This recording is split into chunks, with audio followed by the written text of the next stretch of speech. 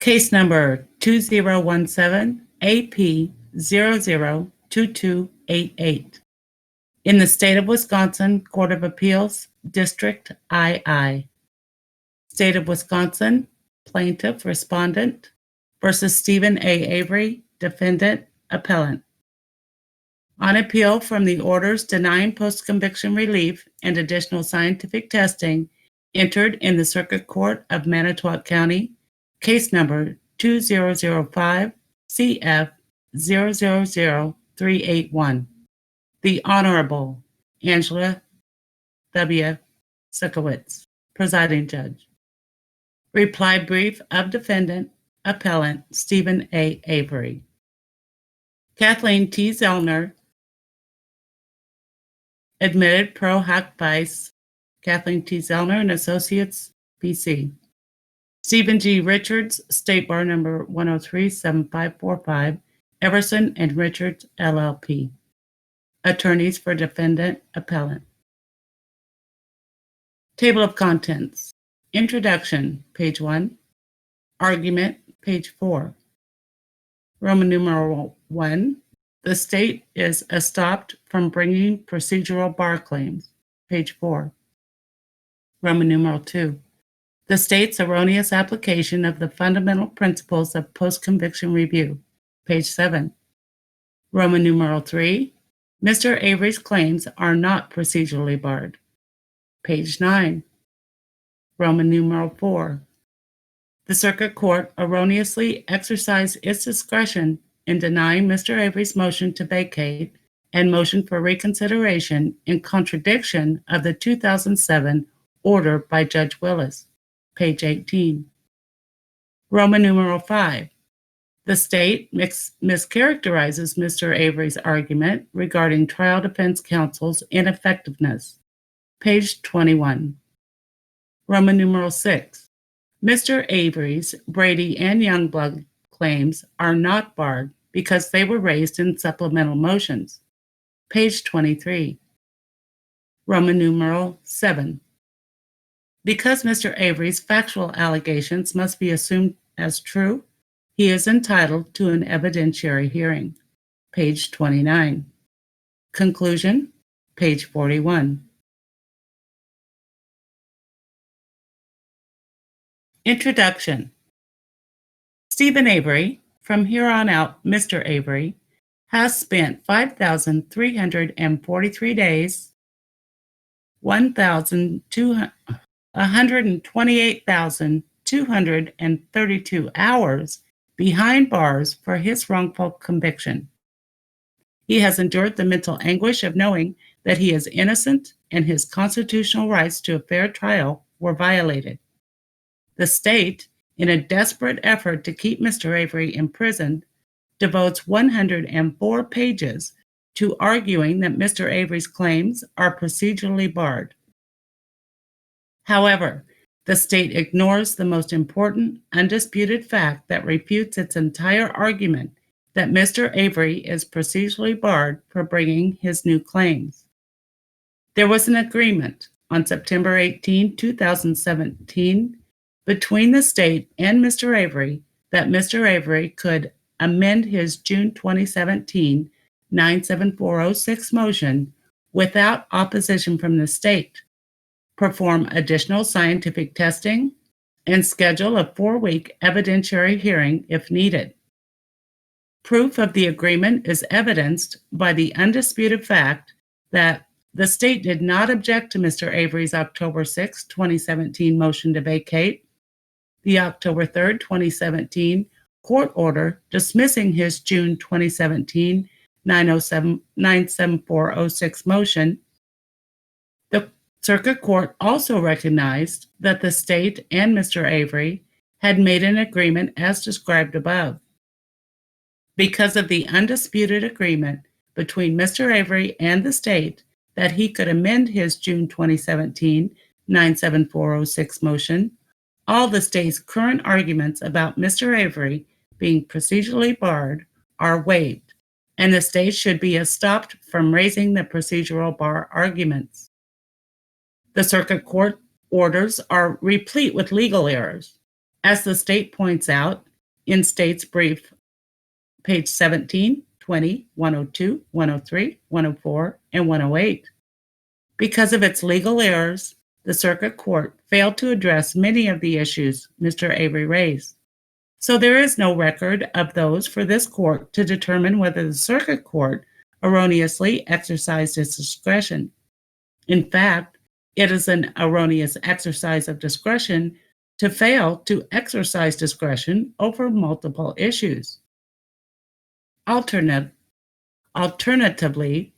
if this court engages with the state's arguments, Mr. Avery presents sufficient reasons why his claims are not procedurally barred, including the two supplements to his June 2017 97406 motion allowed by this court, which conclusively defeat the state's claims that successive and not supplemental motions were filed.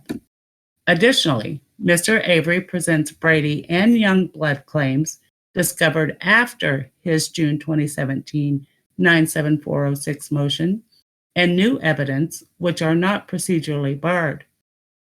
At trial, the state's primary witness, Bobby Dassey, hereinafter Bobby, committed perjury when he testified that Ms. Halbach never left the Avery property and that he was asleep when he was doing the internet searches. He has a direct connection to the murder by his subsequent admissions, violent pornography, and word searches that reflect knowledge of the crime and the victim, motive, and opportunity to commit the crime and plant evidence against Mr. Avery, including bones from his burn barrel and blood from Mr. Avery's sink. Trial defense counsel failed to hire the necessary experts and failed to investigate and establish third-party suspects pursuant to State v. Denny, Court of Appeals, 1984. Most importantly, the state's primary witness, Bobby, prior post-conviction counsel was ineffective in all the same ways. Current post-conviction counsel has uncovered numerous Brady and Youngblood violations, the cumulative effect of which undermines confidence in the verdict. Kiles v. Whitley, 1995. Avery's brief, pages 39 to 49. The state's brief fundamentally misunderstands the basic facts of the case. The law of the case, effect of the supplements that this court allowed, the effect of the Circuit Court's legal errors, and the estoppel effect of the 2017 agreement between Mr. Avery and the state. Footnote number 1. The state argues that Mr. Avery relies upon the incorrect standard of review for a trial court's rulings.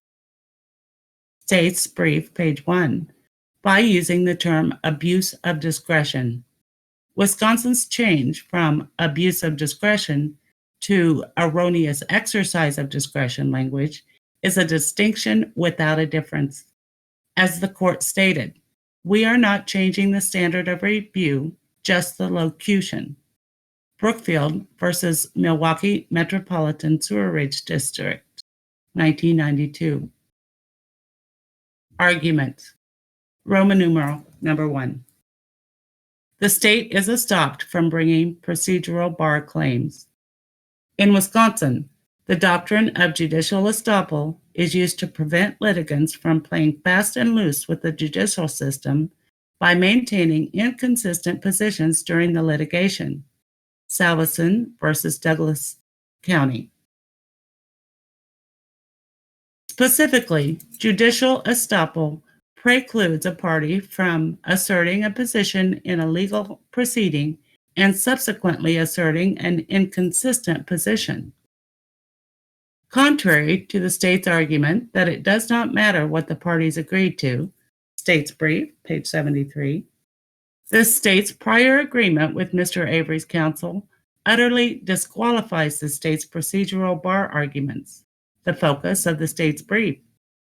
The state is estopped from entirely changing its position in arguing that Mr. Avery is procedurally barred from raising his claims after it was agreed that Mr. Avery could amend his motion conduct additional scientific testing, and, if needed, schedule a 4-week evidentiary hearing. See Avery's brief, page 33. Judicial estoppel applies to the parties' positions, not that of the judge. State versus McFarland, State versus Johnson. A reviewing court determines de novo whether the elements of judicial estoppel apply to the facts of a case. Salveson. 3 elements are required for a court to invoke the doctrine of judicial estoppel. Number 1, the latter position must be clearly inconsistent with the earlier position. Number 2, the facts at issue should be the same in both cases. And number 3, the party to be estopped must have convinced the first court to adopt its position. Mr. Avery meets all 3 elements for the following reasons.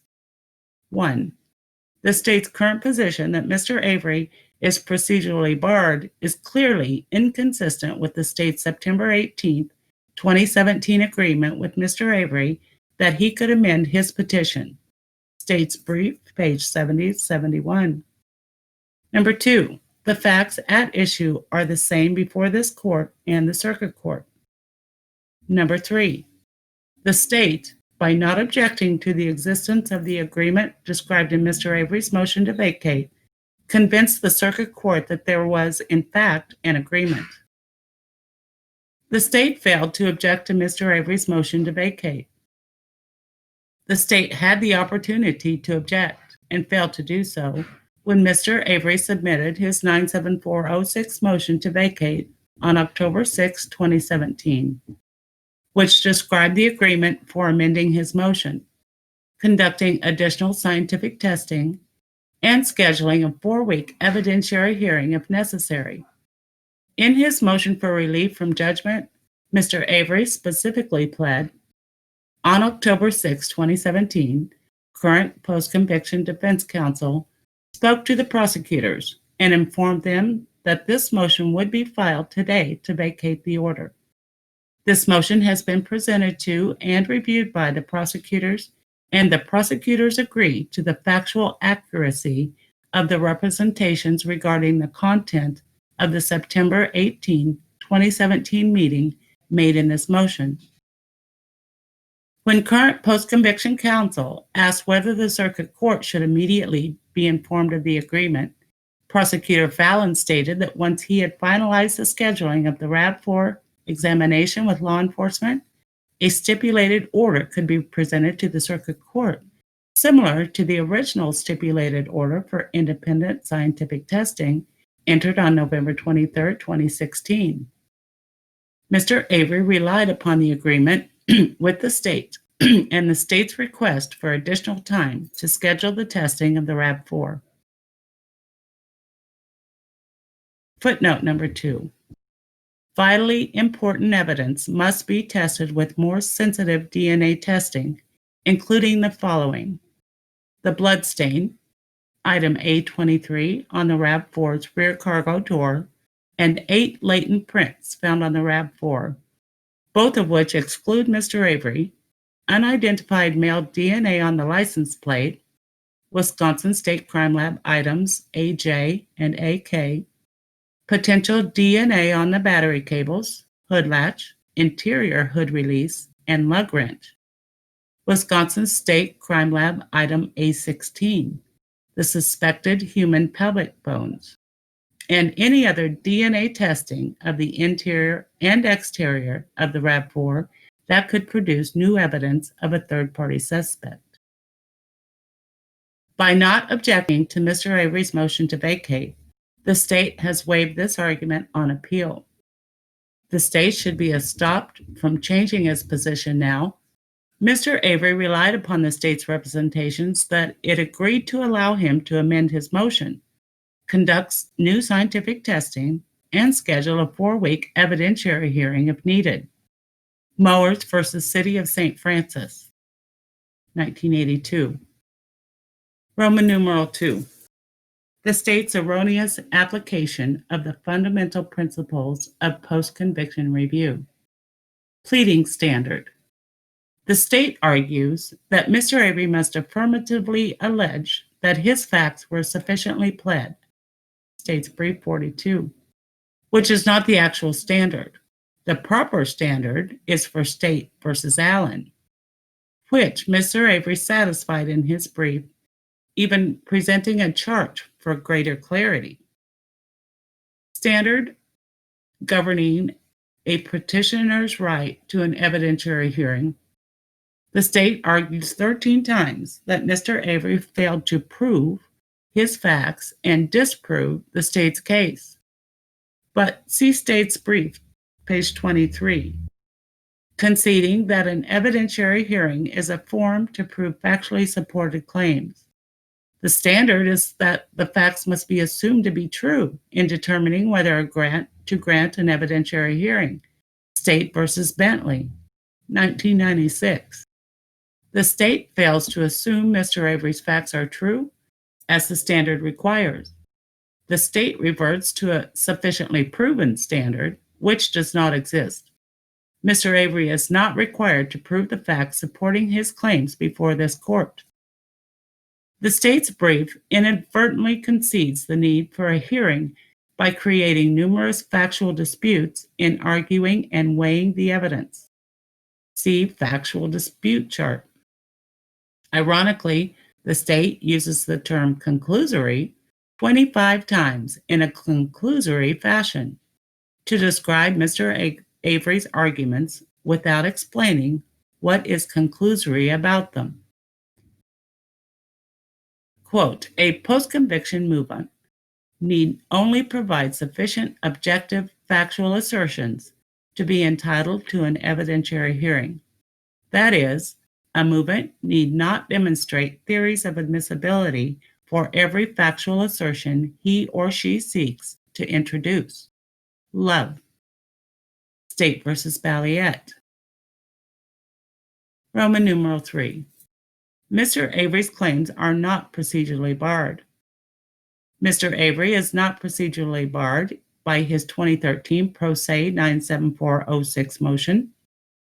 The state argues Mr. Avery failed to show sufficient reasons for not raising his June 2017 claims in his 2013 Pro Se motion, arguing that Mr. Avery's indigence and lack of legal training were not sufficient reason. State's brief, page 11. The state's brief claims Avery's assertion that he was incapable of recognizing and raising legal claims was demonstrably false. The circuit court remarked that Avery's pro se motion recognized significant legal issues which the court previously ruled on. State's brief, page 14. However, the circuit court's recent opinion is disingenuous because the circuit court previously ruled that Mr. Avery's claims in his pro se motion were unsubstantiated, empty, and without substance, completely meritless, bordering on frivolous, and wildly speculative. Miraculously, the state has transformed Mr. Avery into a legal scholar to serve its own purposes. Mr. Avery has demonstrated sufficient reason throughout his brief and supporting affidavits. Affidavits are considered part of the pleading. Love. The Wisconsin Supreme Court found that an affidavit was not sufficient to make a valid claim for newly discovered evidence, reasoning that a movement need not demonstrate the admissibility of the facts asserted in the post-conviction motion, but rather must show sufficient objective, material, factual assertions that, if true, would warrant the movement to relief. Emphasis added. The state misinterprets Mr. Avery's argument to conclude that Mr. Avery's claims were unavailable to him since 2013. In 2013, Mr. Avery lacked legal knowledge, had cognitive deficiencies, and had no way of knowing the factual and legal basis of the claims in the instant appeal.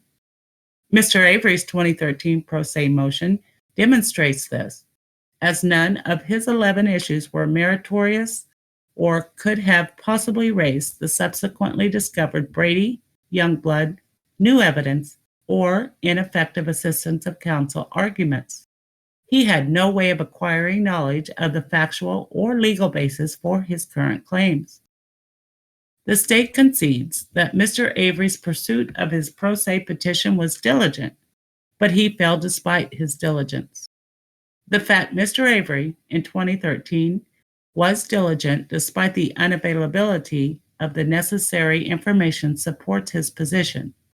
See Williams versus Taylor, 2000, where the Supreme Court found that the habeas petitioner was entitled to an evidentiary hearing on a juror bias claim since he was diligent in his efforts to develop the facts.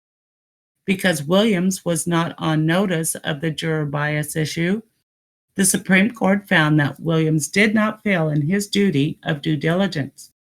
The Supreme Court held that, unless there is a lack of diligence or some greater fault attributable to the prisoner or the prisoner's counsel, a failure to develop the factual basis of a claim is not established. Applying Williams, Mr. Avery did not fail to assert claims of which he had no notice. Further, as in Williams, Mr. Avery's claims were unavailable to him even if he did have legal knowledge because they are based on evidence withheld by Brady and Youngblood violations, discoverable by only expert examination and not pursued or recognized by his prior attorneys. Because Mr. Avery is a learning disabled, indigent prisoner, he simply could not have been aware of the factual basis of his claims. The Wisconsin Supreme Court has also found sufficient reason where the movement lacked factual awareness of the claim. State versus Allen, 2010. Even if Mr. Avery knew he needed experts, he could not persuade any experts to assist him.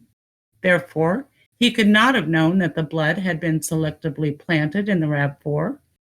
The bullet fragment, item FL, had wood and not bone embedded in it. The hood latch swab never swabbed a hood latch. Ms. Halbach's subkey could not have fallen from the bookcase, and the subsequent discovery of numerous Brady and Youngblood violations. Mr. Avery wrote to dozens of attorneys, all of whom rejected his requests, after his direct appeal was denied.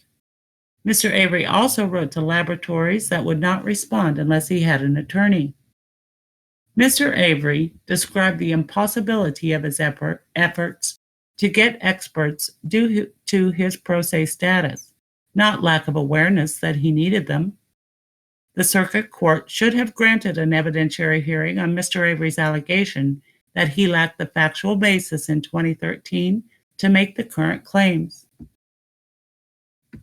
Significantly, the state ignores State versus Anderson, which Mr. Avery relied upon in his June 2017 97406 motion. In Anderson, the defendant, like Mr. Avery, argued that his cognitive deficiencies provided a sufficient reason for not raising certain claims prior to his 97406 motion. The court was skeptical of Anderson's claims regarding his disability, but the court assumed Anderson's disabilities excluded his failure to raise the claims earlier. Applying Anderson, Mr. Avery is not barred from raising his claims because he raised several sufficient reasons, including his cognitive deficiencies, impossibility of hiring experts, and lack of factual and legal awareness, for explaining why he could not raise his claims in his 2013 motion. The circuit court failed to rule on prior post-conviction counsel's ineffectiveness. The circuit court failed to address prior post-conviction counsel's ineffectiveness because it applied the wrong legal standard. Pause. The circuit court failed to address prior post-conviction counsel's ineffectiveness because it applied the wrong legal standard. The circuit court stated, A circuit court is not authorized by statute to resolve claims of ineffective assistance of appellate counsel, State versus Knight. In this matter, if the defendant wishes to pursue the claims regarding his appellate counsel, the defense may file a Knight motion with the Court of Appeals. Wisconsin law requires a defendant to present a claim of ineffective assistance of post-conviction counsel to the trial court in the first instance. See State ex rel. Rothering v. McCautry. A Knight position is only appropriate for claims of ineffective assistance of appellate counsel. See Jackson v. Payne. Because Mr. Avery alleges ineffective assistance of post-conviction counsel, not appellate counsel, this circuit court improperly refused to rule on his claim. The state acknowledges that the circuit court was wrong about the law on post-conviction procedure because it confused the procedure of raising ineffective assistance of post-conviction counsel with the procedure for raising ineffective assistance of appellate counsel when rejecting this claim. However, the state argues that if the trial court reaches the proper result for the wrong reason, it will be affirmed, citing State versus Holt. Holt is distinguishable from this case. Holt involved the trial court's decision to deny a jury instruction. The appellate court found that the trial court's refusal to give the instruction was proper, even though the trial court's reasoning was incorrect. Unlike Holt, where the record was sufficient to resolve the issue, in Mr. Avery's case, there is no underlying record or discretionary decision to review because the circuit court failed to rule on the issue. Because the circuit court applied the wrong standard and believed that the appellate court had to address the ineffectiveness of prior post-conviction counsel, it did not evaluate the substance of the claim, nor create a record for this court's review. Stated differently, the record lacks any discretionary decision for this court to review. Later versus Lebchenko. In Later, the appellate court remanded an issue for an evidentiary hearing because the circuit court failed to make discretionary decision.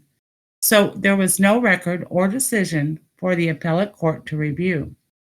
In Mr. Avery's case, in addition to failing to create a record for this court to review, the circuit court abused its discretion by refusing to rule on his ineffective assistance claim.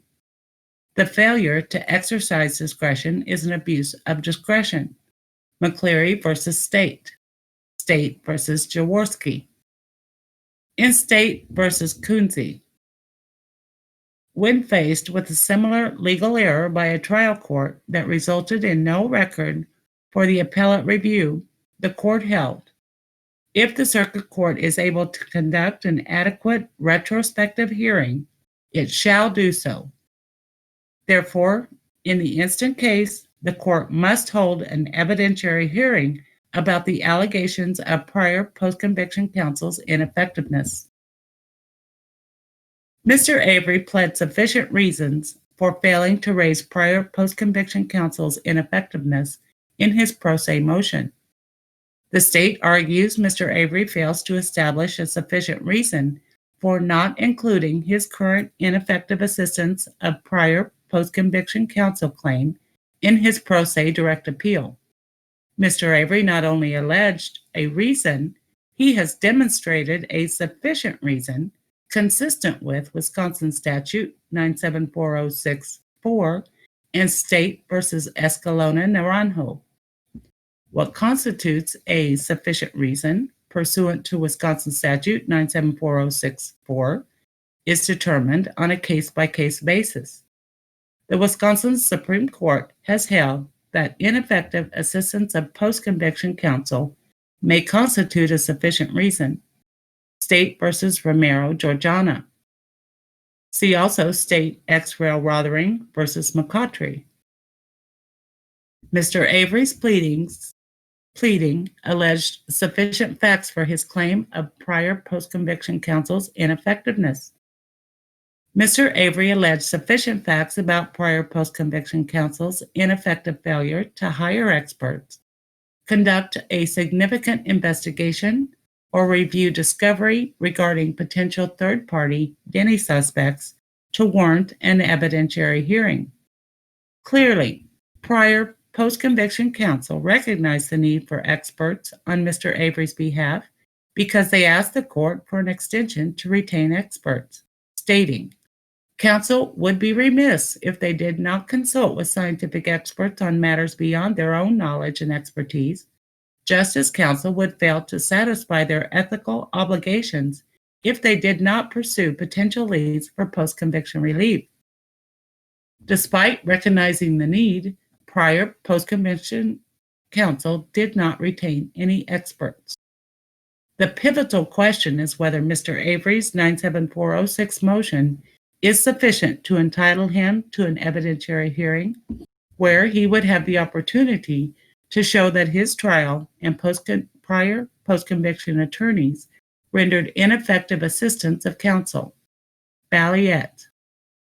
Determining whether counsel's performance was deficient requires the court to focus on counsel's perspective at the time of trial or post-conviction.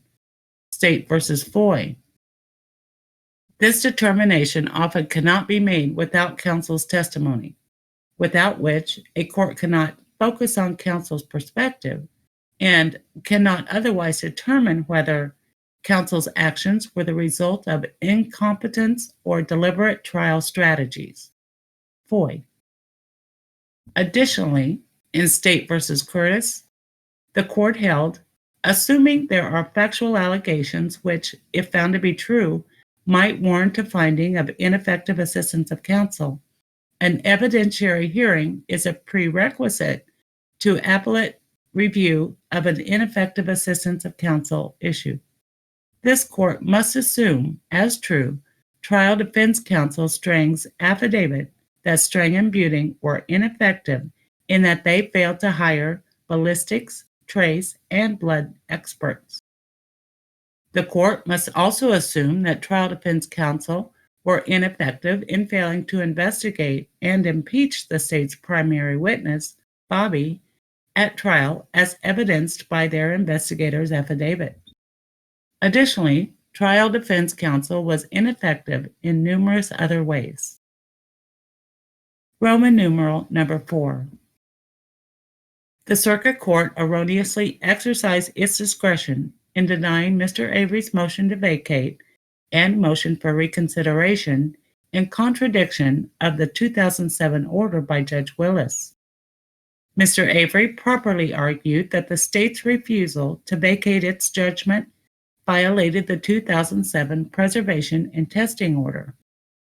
The state incorrectly asserts that Mr. Avery failed to raise the argument regarding the circuit court's violation of the 2007 preservation and testing order, claiming this argument appeared in none of Avery's motions to the circuit court. However, it did. In his second amended supplement to his motion for reconsideration, Mr. Avery pled, the effect of the court's failure to vacate its October 3, 2017 ruling is that it has unilaterally blocked all future scientific testing in the Avery case in direct contravention of the April 4, 2007 order entered by Judge Willis. The state cites Schoncheck versus Picard Incorporated.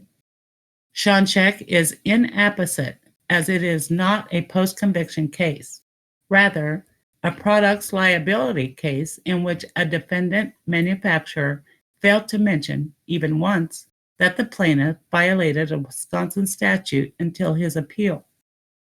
Mr. Avery's newly discovered evidence in his motion for reconsideration. The state disputes Mr. Avery's evidence is newly discovered, citing to State versus Fosnow.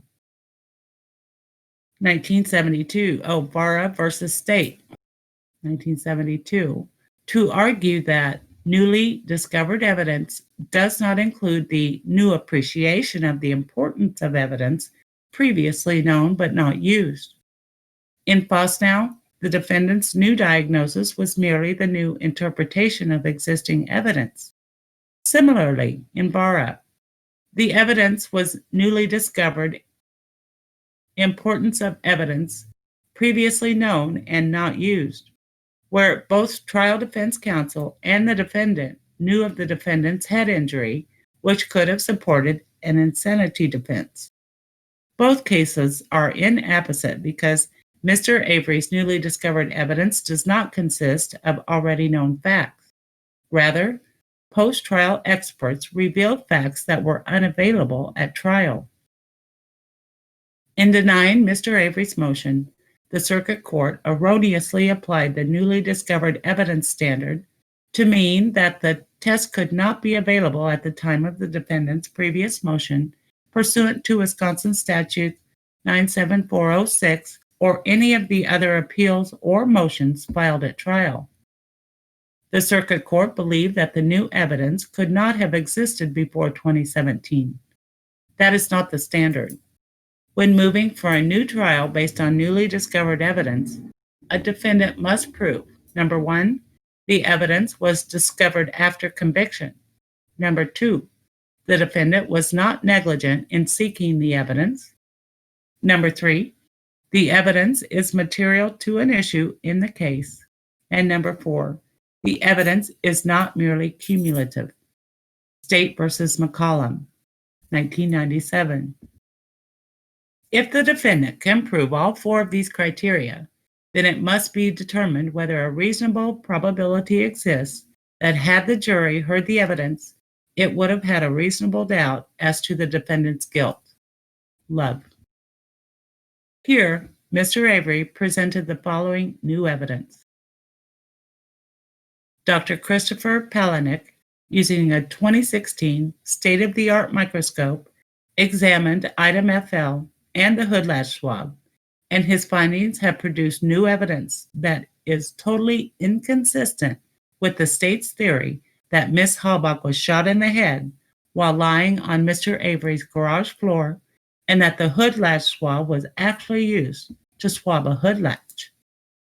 Dr. John DeHaan, a forensic fire expert, determined that no body was ever burned in Mr. Avery's burn pit based upon data he collected from his experiments burning human cadavers since 2012.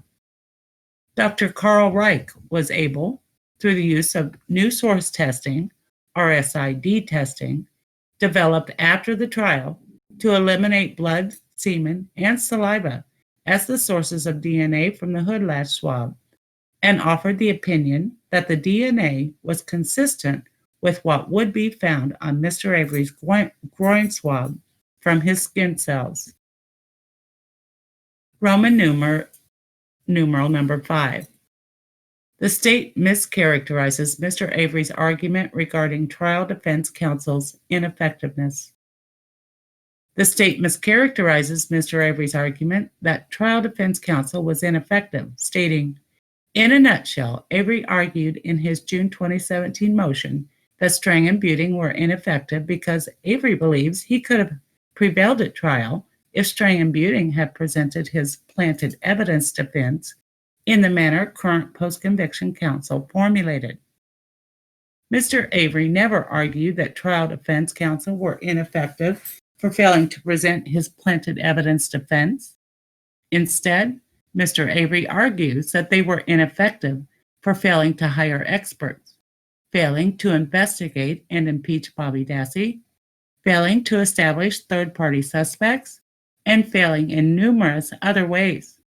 See Hinton versus Alabama, where trial counsel was ineffective for failing to hire a competent expert to bolster his trial defense that the defendant was misidentified as the killer. The state cites Lee versus State, 1974, for the proposition that permitting post-conviction counsel to argue a different game plan after the contest is over would be Monday morning quarterbacking. However, Lee is distinguishable. Lee's defense was available at the time of trial, but his counsel merely chose not to pursue it. Conversely, Mr. Avery is not arguing that his counsel could have chosen a different defense out of those available. Rather, he argues his counsel for ineffective for failing to hire experts or investigate. The state again misstates Mr. Avery's argument by claiming that Mr. Avery is contending that trial defense counsel should have hired his specific current expert, when Mr. Avery actually argues that trial defense counsel was ineffective for failing to hire experts in these specific areas of expertise: blood spatter, DNA, trace, ballistics, police procedure, forensic fire, and anthropology with Kurfmark specialization. Mr. Avery never argued that trial defense counsel should have hired his specific experts. Instead, Mr. Avery argues that trial defense counsel was ineffective for failing to hire experts. Footnote 4. The state claims Wisconsin has never found that a police procedure expert is admissible. However, Greg McCrary has been admitted by the Seventh Circuit as a police procedure expert in Jimenez versus City of Chicago. Besides this, the state grossly mischaracterizes Mr. Avery's ineffective assistance of counsel argument as being, quote, that the quantity testing results were both newly discovered evidence and that String and Buting were ineffective for failing to present them, unquote. The newly discovered evidence supports Mr. Avery's argument that trial defense counsel failed to present an expert to establish that law enforcement planted Mr. Avery's DNA on the subkey. The reason trial defense counsel did not discover this evidence was their failure to hire experts, which trial defense counsel admits. Thus, the state cannot, even by misstating Mr. Avery's whole argument, rebut trial defense counsel's ineffectiveness. Roman numeral number 6. Mr. Avery's Brady and Youngblood claims are not barred because they were raised in supplemental motions. The state claims that Mr. Avery's motions are successive. However, per the appellate court's orders, Mr. Avery's motions are supplemental motions. See June 11, 2018 Order 729 and February 27, 2019 Order 770. The law of the Case Doctrine is a long-standing rule that a decision on a legal issue by an appellate court establishes the law of the case, which must be followed in all subsequent proceedings in the trial court or on later appeal. State versus Stewart. Citing Univest Corp. versus General Split Corporation, 1989. Internal citation omitted. Even so, the state accuses Mr. Avery of filing in a piecemeal fashion. Filing under the same case number is, by nature, not piecemeal litigation. See Bannister versus Davis, Director, Texas Department of Criminal Justice, Correctional Institutions Division, U.S. 2020, where the Supreme Court recently held that a Rule 59E motion to alter or amend a habeas corpus judgment is not a second or successive habeas petition, but rather part of the first full petition. Mr. Avery's motions and supplements were all filed under the same case number and are simply a continuation of the same proceeding. See Gonzalez versus Crosby, 2005. Issue preclusion doctrines are inappropriate where the record reflects that the petitioner is diligently pursuing his claims and supporting facts in his first meaningful post-conviction review. See Launcher versus Thomas. Holding that abuse of the writ doctrines have no application in a first habeas corpus proceeding, and Williams, holding that a prisoner who acts diligently to pursue his claims has not failed to preserve his right to a hearing on his claims. Mr. Avery has sufficiently pled his Youngblood claim. even though it is undisputed that the state violated the notice requirement of Wisconsin Statute 96A-205-2 on evidence preservation. The state claims that Mr. Avery cannot prove its bad faith and thus makes an insufficient claim under Youngblood. State's brief, page 104. The argument that Mr. Avery alleges a statutory claim overlooks that Mr. Avery only uses the violation of the statute to show the state's bad faith in breaching its duty of notice. A prosecutor has a duty to preserve potentially useful evidence for trial. Arizona versus Youngblood, California versus Trombetta, which is from 1984. While the Trombetta and Youngblood evidence preservation doctrines originally applied only when evidence was destroyed pre-trial, the Wisconsin Court of Appeals stated that Trombetta and Youngblood and Wisconsin's two-part Greenwald test are applicable to the post-conviction destruction of evidence in State versus Parker. The state claims that Parker should be overturned after a quick read. However, Parker has been followed and affirmed by numerous decisions and is void of any negative analysis. Therefore, the state's argument is devoid of any rationale for overturning the court's prior decision. The bone fragments recovered from the gravel pit constitute apparent or potentially exculpatory evidence. The state misconstrues the apparent or potential exculpatory nature of the Manitowoc County gravel pit, hereinafter known as gravel pit, bone fragments. Mr. Avery presented the affidavit of Dr. DeHaan that Ms. Halbach did not burn in Mr. Avery's burn pit and her bones were planted there. Dr. DeHaan opined that Ms. Halbach was burned in a burn barrel, and it is undisputed that larger human bones were found in the Dassey burn barrel. Number 7964, a human scapula, portions of a spinal column, metacarpals, and long bone fragments. The Dassey burn barrel bones had cut marks. The gravel pit bones had cut marks. By destroying the gravel pit bones, the state prevented Dr. Symes, Mr. Avery's expert, from matching the cut marks between the burn barrel and gravel pit, thereby establishing that the Dassey burn barrel was the primary burn site. This evidence would establish a direct connection between the Dassey burn barrel, the mutilation of Ms. Halbach, and the subsequent planting of bones in Mr. Avery's burn pit. Clearly, the killer performed all of these tasks. Dr. DeHaan ruled out tires as the accelerant. Dr. Eisenberg claimed that she detected the odor of a flammable liquid and not burned rubber from the bones in the Dassey barrel, which the state claimed was the accelerant used by Mr. Avery. Mr. Avery was deprived of the opportunity to link the gravel pit bones accelerant to the Dassey burn barrel bones. The evidence against Bobby of motive and opportunity is apparent. Additionally, if the gravel pit and Dassey burn barrel bones had been linked, the state's star witness would be converted into the primary suspect.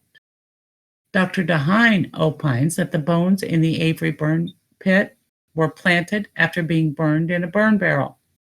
Dr. DeHaan stated the discovery of larger fragments outside the margins of Avery's burn pit and the finding of human bone fragments with similar degrees of fire damage in numerous other areas is also consistent with the dumping of burn remains into the alleged burn pit, with some rolling or landing outside the pit. If Mr. Avery establishes in an evidentiary hearing that the primary burn site was the Dassey burn barrel and the bones from that barrel were planted in Mr. Avery's burn pit, that evidence would be potentially exculpatory and would undermine confidence in his verdict. Mr. Avery has established that the state acted in bad faith. Bad faith can be shown by proof of an official animus or a conscious effort to suppress exculpatory evidence.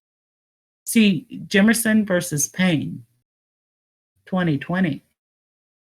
Further, under certain circumstances, it is permissible to draw an adverse inference against the government when it destroys evidence. United States versus Davis, 2012. Vacated on other grounds by 570 U.S. 913, 2013. Bad faith can also be inferred from the fact that the prosecutor deliberately misled the jury into believing that there was no possibility of human bones in the quarry. In Jimerson versus Payne, the Eighth Circuit held that the defendant established a Youngblood violation regarding a recording that was either lost or destroyed. The Eighth Circuit acknowledged, without the recording, we cannot ascertain its significance. However, the fact that it existed and the state failed to disclose it demonstrated a conscious effort to suppress evidence. The reasoning in Jimerson should be applied to Mr. Avery's case to find that the bad faith element has been satisfied because the prosecutor deliberately failed to preserve relevant evidence. Roman numeral number 7. Because Mr. Avery's factual allegations must be assumed as true, he is entitled to an evidentiary hearing. Mr. Avery's motion for relief was filed pursuant to Wisconsin Statute 97406, which requires a hearing unless the motion and the files and records of the action conclusively show that the person is entitled to no relief. Wisconsin Statutes 97406(3)(c). The statute requires that the circuit court hold an evidentiary hearing when the movement states sufficient material facts that, if true, would entitle the defendant to relief. State versus Allen. In making this determination, the court must assume the facts alleged are true. Because the circuit court did not hold an evidentiary hearing on Zeeley's motion, we will assume that the factual allegations in her motion are true. Even if the facts assumed to be true seem questionable in their believability, the circuit court must hold a hearing. State versus Leitner, stating that when credibility is at issue, it is best resolved by live testimony. Further, factual disputes may only be resolved at an evidentiary hearing. State versus Hampton. The following chart illustrates the facts that must be assumed as true for Mr. Avery and the factual disputes raised by the state, which necessitate an evidentiary hearing. There are 3 parts of this chart. First part is the topic, facts assumed to be true, and the state's dispute of Mr. Avery's facts. Brady violations. The topic is Romlo, affidavit, RAV4 planted. Facts assumed to be true. The Romlo affidavit is true, and Mr. Romlo saw the RAV4 on November 4th, 2005, illustrating that it was planted, and the state's theory that the RAV4 never left the Avery property is demonstrably false. Romlo's affidavit impeaches Sergeant Colburn's testimony that he was not looking at the RAV4 when he made the dispatch call regarding the vehicle license plate. Because trial defense counsel did not have a police report documenting Sergeant Colburn's conversation with Mr. Romlo, they could not impeach Sergeant Colburn.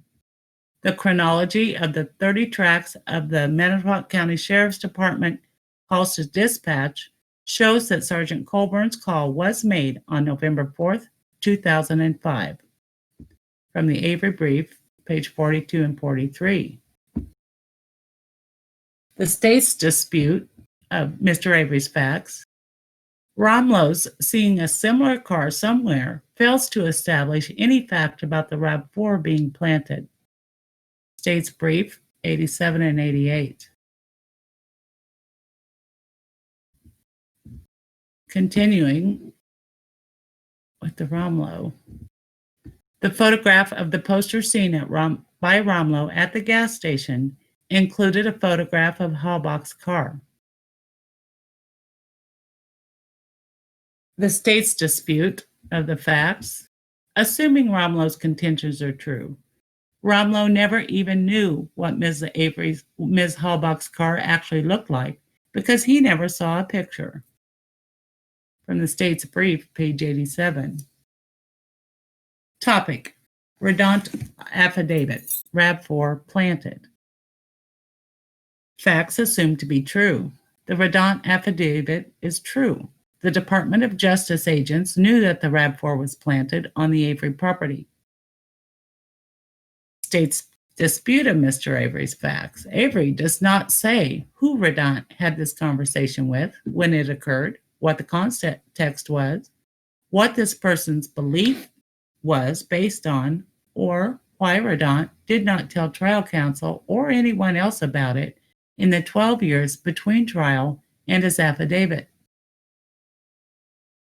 The state's facts assumed to be true. Mr. Redont's affidavit contradicts the state's representation to the jury that the Avery property was inaccessible from the Redont pit.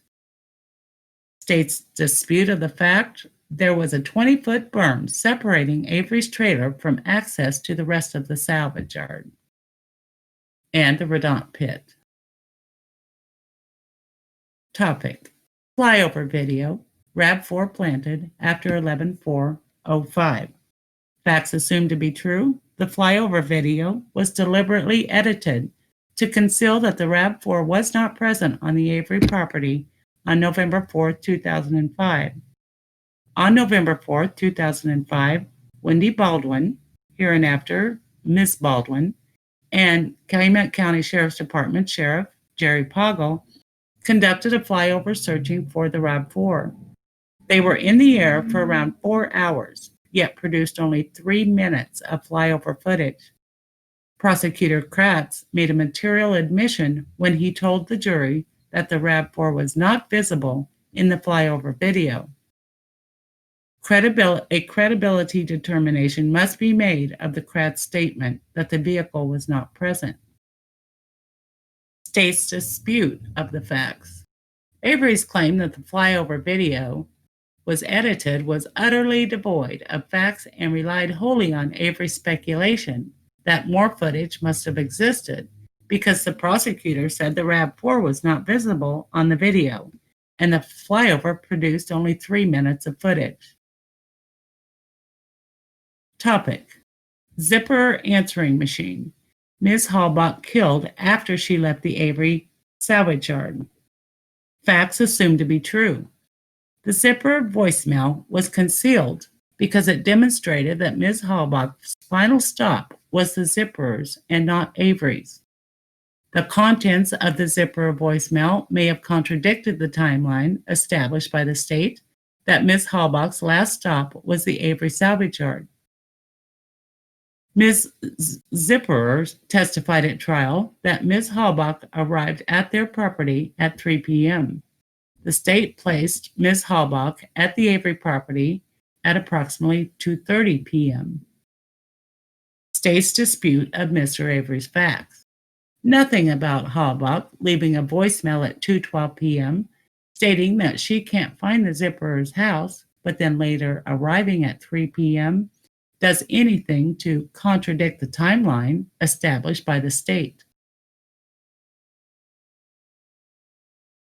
Topic: Heidel's affidavit.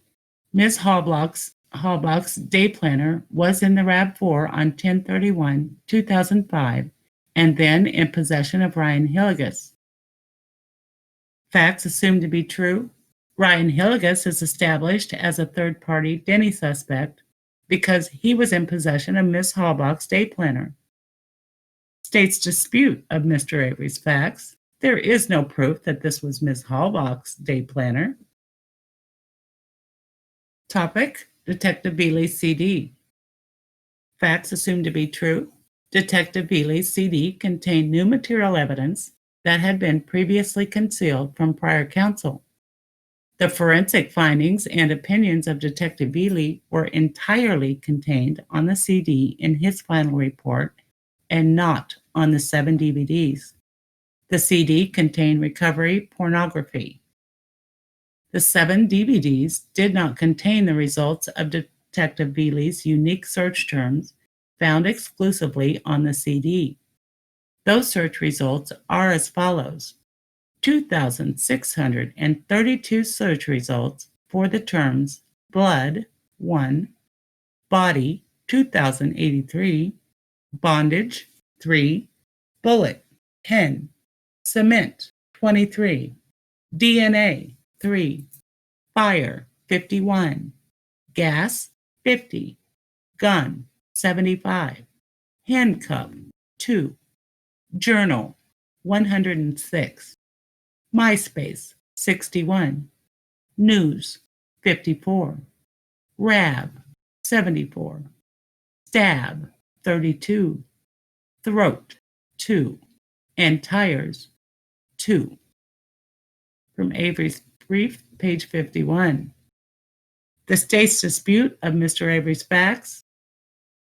Avery does not point to items of evidence he did not have that were on the Beeley CD, but not the hard drive. He just complains that he could not have guessed what search terms Beeley used during his examination. Topic: Impeachment of Bobby Dassey's trial testimony. Footnote number 6. Wisconsin Statute 904-04-2, subsection A, provides that evidence of other crimes and/or wrongs and/or acts, when offered as proof of motive, opportunity, intent, preparation, plan, knowledge, identity, or absence of mistake or accident, is admissible. The court in Dressler v. McCautry held that the acts admitted pursuant to this section were the defendant's possession of the pornographic videotapes and pictures. Facts assumed to be true. Bobby committed perjury at Mr. Avery's trial when he testified that he never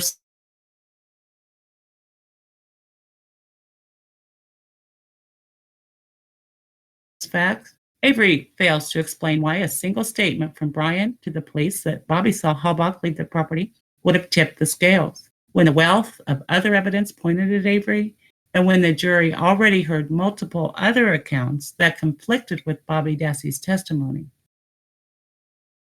The facts assumed to be true. This CD contained exculpatory material evidence that was directly relevant to the credibility of Bobby and would have allowed trial defense counsel to allege Bobby committed the crime, and the state's failure to disclose it violated Mr. Avery's due process right to fair trial. Only Bobby had access to the computer during the day on the weekdays when the violent pornography searches were conducted. State's dispute of Mr. Avery's facts. The fact that someone views violent pornography does not diminish their credibility as a witness, as Avery claims. Though distasteful, it has nothing to do with their truthfulness. Nor would viewing violent pornography refute anything about Bobby's claim that he never saw Ms. Halbach leave the property. Facts assumed to be true. Bobby's trial testimony that he was asleep from 6:30 a.m. to 2:30 p.m. was contradicted by current post-conviction counsel's expert, Mr. Hunt, who found that Bobby accessed the computer 6 times during that time frame. Factual disputes regarding ineffective assistance of counsel claims. Topic: Blood spatter expert James Stewart. Facts assumed to be true. The blood spatter in the RAV4 was selectively planted and did not come from an actively bleeding finger. Avery's brief, page 70. The state's dispute. But James's experiments simply assume a number of variables James cannot account for, such as how deep Avery's reopened cut was, how much a partially healed cut would have bled, how he moved about the RAV4, and the many other ways blood flakes could end up somewhere. Topic: bullet fragment item FL. Facts assumed to be true. Bullet fragment, item FL, never passed through Ms. Halbach's skull as the state expert opined. The state's forensic pathologist, Dr. Jimerson, testified that Ms. Halbach's cause of death was the result of 1 or 2 gunshot wounds to her head. Dr. Jimerson testified that Ms. Halbach's DNA got on item FL when it traveled through her brain, causing her death.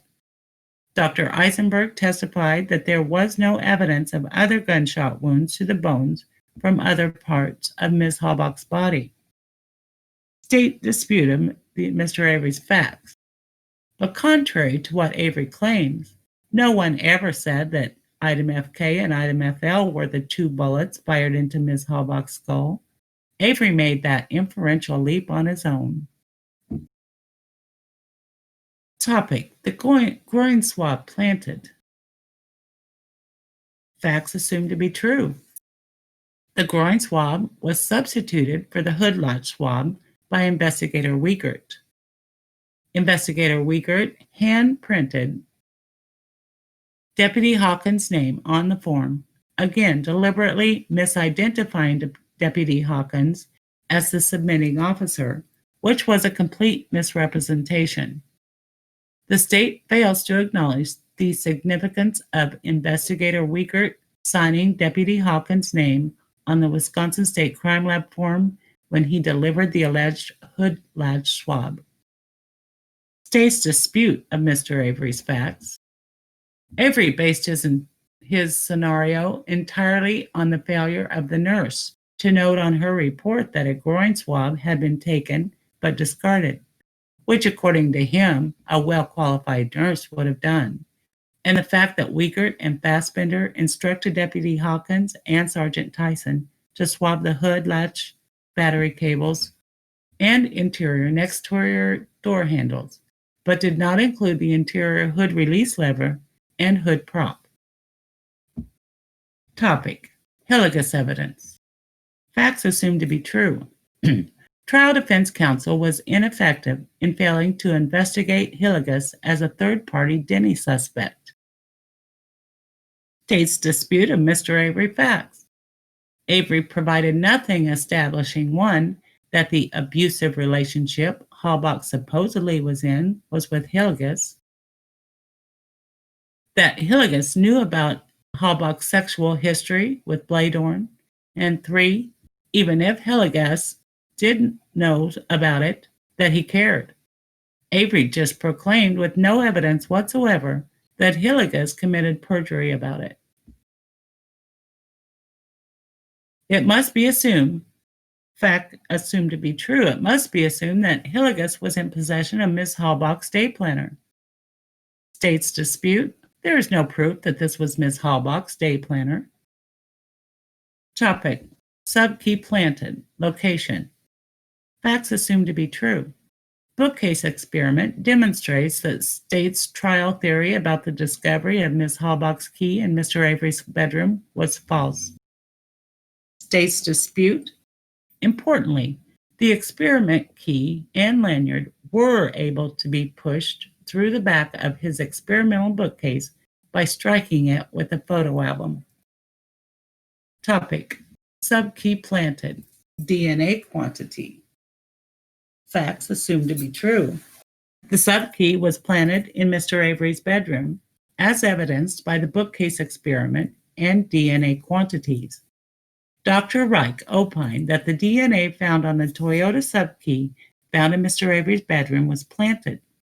Dr. Reich conducted experiments which demonstrated that Mr. Avery deposited 10 times less DNA on the exemplar sub-key than what was discovered by the Wisconsin State Crime Lab and used to convict Mr. Avery. The state's dispute of Mr. Avery's facts. What Avery glossed over was that he undeniably left his DNA on the exemplar key during this experiment. Avery's, which again was obviously conducted in a controlled environment and cannot account for the many other variables that could lead to Avery depositing more skin cells on the key and with the Avery in a different physical condition than one would be trying to hide evidence of a murder. Then, topic: significance of subkey. Facts assumed to be true. Dr. Reich opines that the DNA found on the Toyota subkey found in Mr. Avery's bedroom was planted. Dr. Reich conducted experiments which demonstrated that Mr. Avery deposited 10 times less DNA on the exemplary subkey than what was discovered by the Wisconsin State Crime Lab and used to convict Mr. Avery. State's dispute of Mr. Avery's facts. Second, like his hood latch experiment, Avery's experiment holding an exemplar key bolsters rather than weakens the state's case. Topic: electronic devices planted. Facts assumed to be true. Current post-conviction counsel's investigator conducted a series of experiments refuting Mr. Fabian's trial testimony that on October 31, 2005, he was in the vicinity of Mr. Avery's burn barrel and smelled the distinct odor of burning plastic coming from Mr. Avery's burn barrel. State's dispute of Mr. Avery's facts. Avery's experiment could not account for environmental conditions on October 31, 2005, any sensitivities of Mr. Fabian's, or the fact that Avery clearly put other items in the barrel as well. Young blood violations. Topic: destruction of the bones. Facts assumed to be true. The circuit court erred in concluding that the Manitowoc County gravel pit bones were non-human, when, in fact, the Manitowoc quarry bones were labeled as human by Dr. Eisenberg in her reports describing property tag numbers 7411, calcined human bone fragments, 7412, human and non-human bone, 5 of 13 burned calcined with cut edges. Most bone fragments or all cut bone fragments are human. Item 7413, 1 burned human fragment. Item 7414, burned calcined human bone fragments. Item 7416, human. Bone fragments, human is calcined with 1 cut edge. And item 7419, cut burned human bone. State's dispute of Mr. Avery's facts. None of the bone fragments recovered from locations in the quarry were positively identified as human, let alone the remains of Teresa Halbach. Topic: Brady violation leading to the Youngblood violation. Facts assumed to be true. It must be assumed that there was a Brady violation when the state failed to disclose the police report. The failure to disclose the police report led to the destruction of the gravel pit bones, of which prior post-conviction counsel was unaware. There must be an evidentiary hearing to determine whether prior post-conviction counsel knew of the specific bone fragments that were given to the Halbach family. State's dispute of Mr. Avery's facts. The state has conceded that there would have been a Brady violation if prior post-conviction counsel did not know about the evidence that was destroyed. Conclusion.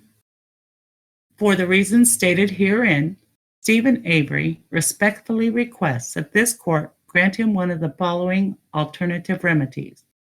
1.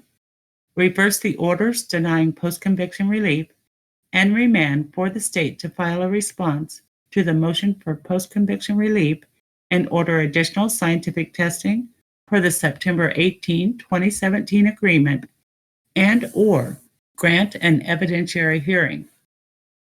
Number 2, reverse the judgments of conviction and the orders denying post-conviction relief and remand for a new trial. Dated this 25th day of June, 2020. Respectfully submitted, Kathleen T. Zellner, Stephen G. Richards, attorneys for defendant appellant. Welcome to the Foul Play YouTube channel. Powder Puff Edition. Today, we're here discussing Kathleen Zellner's brief back to the state. And in this, we got a lot of good stuff. Who's up first? A lot of great people. Well, just keep it going, Jackson. I don't even know where to start. Bravo, KZ. And Suzanne, thank you. And Suzanne for reading. Much appreciated. My voice is a little screwy, so everybody's helping me out today. Yeah, let's start with this Estoppel. Yes. Okay. Great word, Estoppel. The one word everybody had to look up, right? Yeah, I never heard it. Which y'all did, and I have a definition for it right here. A bar or independent obstruction which precludes a person from asserting a fact or a right, prevents one from denying a fact. So basically, she's saying, "Hey, state, you can't go along and say all this other stuff about procedural bar because we agreed to this back in whatever it was." Yeah, she's saying you can't change it in the middle of a game. In other words, basically. Well, I think what I heard her do, what I read when Suzanne was reading and I sat back and listened, she stated the elements of judicial estoppel. And she went one by one. There's 3. And number 1, a party asserts a legal position that is plainly inconsistent with the position taken in another case. Number 2, the court in the other case accepted the party's original position. And number 3, the inconsistent positions were not taken inadvertently.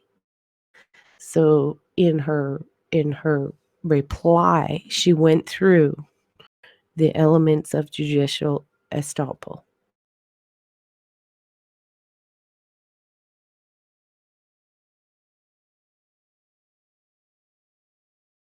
When she did that, she effectively pretty much stopped the state right in their tracks. I mean, I think she didn't really have to say much else after that because it was like drop the mic moment. Yeah, I loved the fact that she said, "How can you sit there and say this is procedurally barred when we had your okay? We were doing this. We were moving forward until the judge inserted and just boom, made a decision." So yeah, I thought it was great. I think everything she said in there is great. And the one thing I really love is that what she said about FL. It's fantastic. They're expert. Oh, yeah. Went on them. She pretty much picked apart every one of their statements they made. Because that was when they put in their reply, it was so, I don't know, I felt like it was childish and remedial. They weren't taking this serious. And condescending. It was mudslinging. Basically, they were just throwing stuff out, hoping that something's going to stick. And did they forget who they were talking to? We were talking about Zellner. She knows her stuff. Exactly. Yeah. Do you all think that Josh wrote that or that Lisa wrote that? Well, it's a good question that you asked that, Jack, and it's an interesting point. And I believe that the people involved in the current writing of the brief on behalf of the state, of the people involved in it, I don't think any of them could have been a part of the team working under Fallon, because if they were there, they'd have an idea of his strategy for fighting it. But it looks inconsistent, it looks amateurish at best, and it's kind of full of schoolbook errors, really, isn't it? It's, even for a new kind of qualified lawyer, you'd expect them to have done a better job than what's actually been presented. Yeah, I don't know how long Lisa's been, out of school and, she's working for the state, but, still, practicing law. So I just thought of something.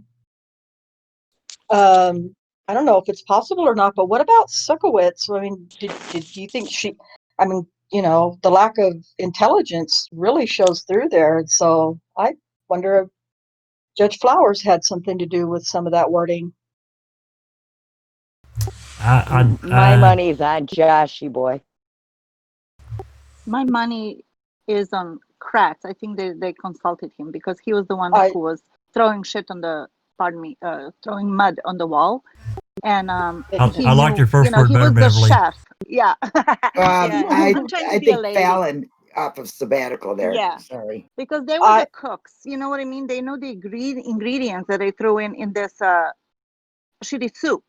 So they were the ones also who were trying to mislead again, talk non-factually, bring up some points that were not even related to Avery's case, and trying to recall on that like the lawsuit that was quoting some material that wasn't even like a criminal case. It was just, you know what I'm talking about? Never mind. Blah blah. No, I get you, but I lost myself. Yeah, you see what I'm saying? I thought the same thing, Neverly. I felt like when I initially read through it, excuse me, I felt like Kratz was like being consulted during that. Yeah. I really doubt Fallon is anyone that's really read, and Sean, you probably read as much as I have. Fallon is. I've read a lot of his, and I don't like him. Don't get me wrong. I think he's a snake, and he's. But he knows the law. He knows. But he knows a lot. He does know the law, and he's a very experienced lawyer. He's been in the criminal game for many years. He knows all the tricks, and he's not as flamboyant as Kratz, maybe, but he's in the background. He knows what tactics to employ and how to employ them to best effect. Now, if you ask me, she's just slapping them back. I mean, they treated her like she didn't know the law, and she's telling them, "I do know the law." So here you go. Well, she's the most successful in the country at this game, so it's like trying to preach to the converted, isn't it? It's like saying, look, regardless of all your experience and all your knowledge, we know better than you do. We're putting an argument up that you can't possibly challenge, and she has just totally blown them right out of the water. She's used their own words against them, and that for me just shows how amateur the whole thing is. And I think this is a strategy on the part of the state. Whereas if it goes tits up and the judge makes a judgment against the state can turn around and say, well, we had a bunch of new lawyers on it, didn't know the case in and out. It was down to their failings that we lost the case. They're always going to have someone that they can blame if it doesn't go their way. Yeah. I wish we had a legal simple way. Go ahead, Darla. I just wanted to say the fact that she took a higher road, she put it very simply, everything that's pertaining to the case, and who knows this case better than she does. And she just blew it out, black and white, no hokey pokey, no misleading, just factual things. She put it out there. Now, it will be interesting who we get as a judge, who is going to be, agreeing with all of this and saying, okay, enough is enough? Or are we going to get another one, like the one who's going to say, yeah. I thought it was supposed to be 3 judges, isn't it? Oh, yeah, it's 3-judge panel for the Court of Appeals. Judges, yeah. Well, what she did, Neverly, just to go back on that, she did do exactly that. She didn't play no games. They were attacking her. She just stuck to her merits. And they gave her no credit for her merits whatsoever. They just overlooked it, did their little baby thing, make her look like she doesn't even know what she's doing when we all know she does. And she stuck to it, and she pointed out the merits and what they did wrong. Exactly. I think with the way she made them charts, that she was like speaking as like Teacher to a child. whatever, like to first year law students or something, you know. And here's the charts of what you got wrong. I've broken it all down Yeah. for you Yeah. so you can understand it. Yeah, you because they got a made her lot look wrong. like she didn't know. They made her look like she didn't even know what she was talking about with their response. So she's like, okay, well, let me educate you. And she's made them all look like kindergarten students, really. Yes. Like crayon eaters. She's Yeah. made them Yeah. look Yeah. bloody Crayon stupid. eaters. Yeah. Yeah. Yeah. Yeah. And I love the She article made them that Linda. charts. She made them charts. And Just from in the case looks they of things, need- from the looks of things, the whole extra words she asked for went into making the charts. Well, that was just in case. Yeah. That was just in case they felt as though they needed it being spelled out for them. You know, Well, Right. who's there going to be is the the one right, with you the know. pointer? Then that. Yeah. Who's going to be the one with the pointer going at the chart? You know, this and this, boys. For some of these state agents, you know, pictures are easier to understand than words. Right. Yeah. And Linda, you posted something on your tweet, an article, a recent article after she filed this reply. And I really loved it because it was, again, very simply written. It was objective. And at the bottom, she said that this case could go 3 ways. He could be granted an evidentiary hearing, a new trial, neither one of those. And if that's the case, that she's going to actually go to the federal court. So she's not Yep, I was stopping. so No happy. matter, yeah, no matter, I retweeted it. No matter what happens, she has a plan and she's going for it. She said that she's not going to quit. So I tend to believe her. Yeah, she said that in ma'am too. She Yeah. goes, I'll be in From court. the I'll be get-go. going to court at an evidentiary hearing, and I'm still going to be doing more and more, putting more, because she knows what she's against. You know what I'm saying? She does. And she said that Ryan Ferguson's case, they were not working with her, and then they finally did. Well, maybe these guys are going to finally get the picture that they were working with her. Things were going fine. But, you know, they quit, and now she's took off the gloves, as Dr. Silkman would say. Oh, that Ferguson case, they came after her. If you guys remember, if you haven't, have you guys seen the video where she talked about what all they did, the state of Missouri? No. No. I didn't know there was. Yeah. But I mean, it's not very long. It's just like a clip. But she talked about when she was, you know, going through the legal stuff. They tried various ways to get her removed as a lawyer in Missouri, tried to get her disbarred. I don't remember what all it was. It was, they really came after her. They played really dirty with her, really dirty. Yeah, I do. I do kind of remember that now that you say that. But she does reference this case to Ryan Ferguson's because it was a very difficult case for her, and she won that, and it was on somebody else's words. So that's what Brendan went up against. And, you know, if she can do that, then hey, she is the queen. I'm bowing. Mm-hmm. There's Hanzo. Hey, Hanzo. Hey. Hey, O-Dog here. Quick question. How many of you guys think that she was holding on to this Judicial Estoppel card until the last second?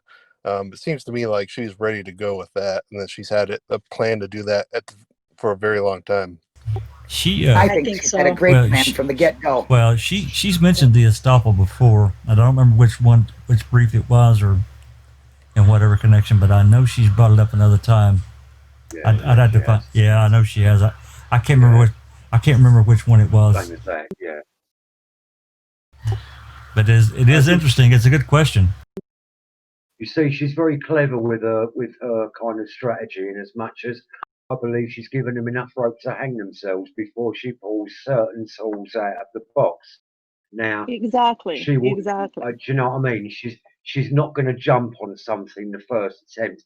She's let them get away with it. She's let them get away with it. The third time she thinks they're taking the piss, bang, slap. Yeah, Get it's back like hold in my your beer. box, Yeah. you know, Show me your cards. I'm going to show you my winner. Maybe that's where Fallon's at. He's getting untangled from the rope. You know, I think, honestly, I think to kind of answer that question is that, you know, if you look all of this stuff up, like you're someone like me, you're layman, you realize here it says number one, the precise elements necessary for application of judicial estoppel vary from jurisdiction to jurisdiction. Number 2, but in general, it will apply only when the two positions are clearly contradictory. 3, and when the first position has been accepted by the court, and that did happen, and I think it just sort of applies. And you couldn't, in her position, help but to bring that up. Agree. Yeah, I agree too. Yeah. So let's talk about this didn't go through the head thing with the bullet there. Ugh. I don't know what I heard. I mean, I came in a little bit after that in the reading here, but from what I understand, wasn't it an expert that said in trial that it went through her head on the garage floor? It was Jensen. It was their own expert. That's what I'm saying. Well, bravo for their expert following through for the other side at the end of appeals. They want to go through and say, well, Kratz never said that. And, I guess Fallon and Gahn are included in that mix, but their own expert said it. And I think that is just fantastic because I think they've kind of thought this appeal process through, but Kratz, I mean, you don't even remember what, the case so well, Mr. Prize, but you don't have a clue what your expert said, and you don't remember that a very important part, because it put FL back in play, which I think is great. Well, to be fair, the expert said that while Dean Strang asked him about it, so it was under cross that he said it, but still he did say it, and Kratz certainly implied it. Kratz certainly implied it with the 2 bullets found, 2 bullet holes in the head. Exit. Like, what are you trying to say there? Yep. Plus, he created a perception. Right, and Eisenberg, she described the skull fragments. Yep. Yep. So yeah, I just love that part. I mean, and the bubbling. Yeah. I mean, she's got the best experts in the world working on this and have worked on this. So, I mean, to come up against them and find them not to be credible is going to be a very, very hard thing to do. Well, for them to even go get experts, they'd have to get the second best because the best are already working for her. Yeah. I think we can all safely assume that Eisenberg and the rest are nowhere near their caliber. Oh, Eisenberg can't even tell. Yeah. Bird bones well, from what did fetal Syme bones. say? Yes, she's really. What did Dr. Syme say? That it was like below bar. Oh, yeah. Yeah, her performance was like totally below the bar of acceptable and reasonable scientific whatever. Well, Eisenberg is like she got her credibility is really not there at all. There was bird bones in 2 cases because you got to remember the wing bone and the box of bones in Steve's, and she never once identified bird bones. Yeah. The Rudy case and fucking Steve's. Oh. I think Eisenberg would have trouble. I think Eisenberg would have trouble identifying bird bones if she went to the back door of a Kentucky Fried Chicken shop. Right? Twice. 2 times that we know of. That we know of. It would be like, if we really dug in, who knows? It was very damaging in that one case. The mere fact fetal that bones she's from bird bones testifying for the state, Right. As I read somewhere, just because she opines on something doesn't mean that it's actually true, because not all experts are created equally, first of all, and then they don't all play fair either. Everything's for sale, if you ask me. Even me as a layperson doesn't know nothing about these experts. I know who they are when she says their names. I've seen them for many years. You know what I mean? So they are very well known, well reputable, great, credibility beyond.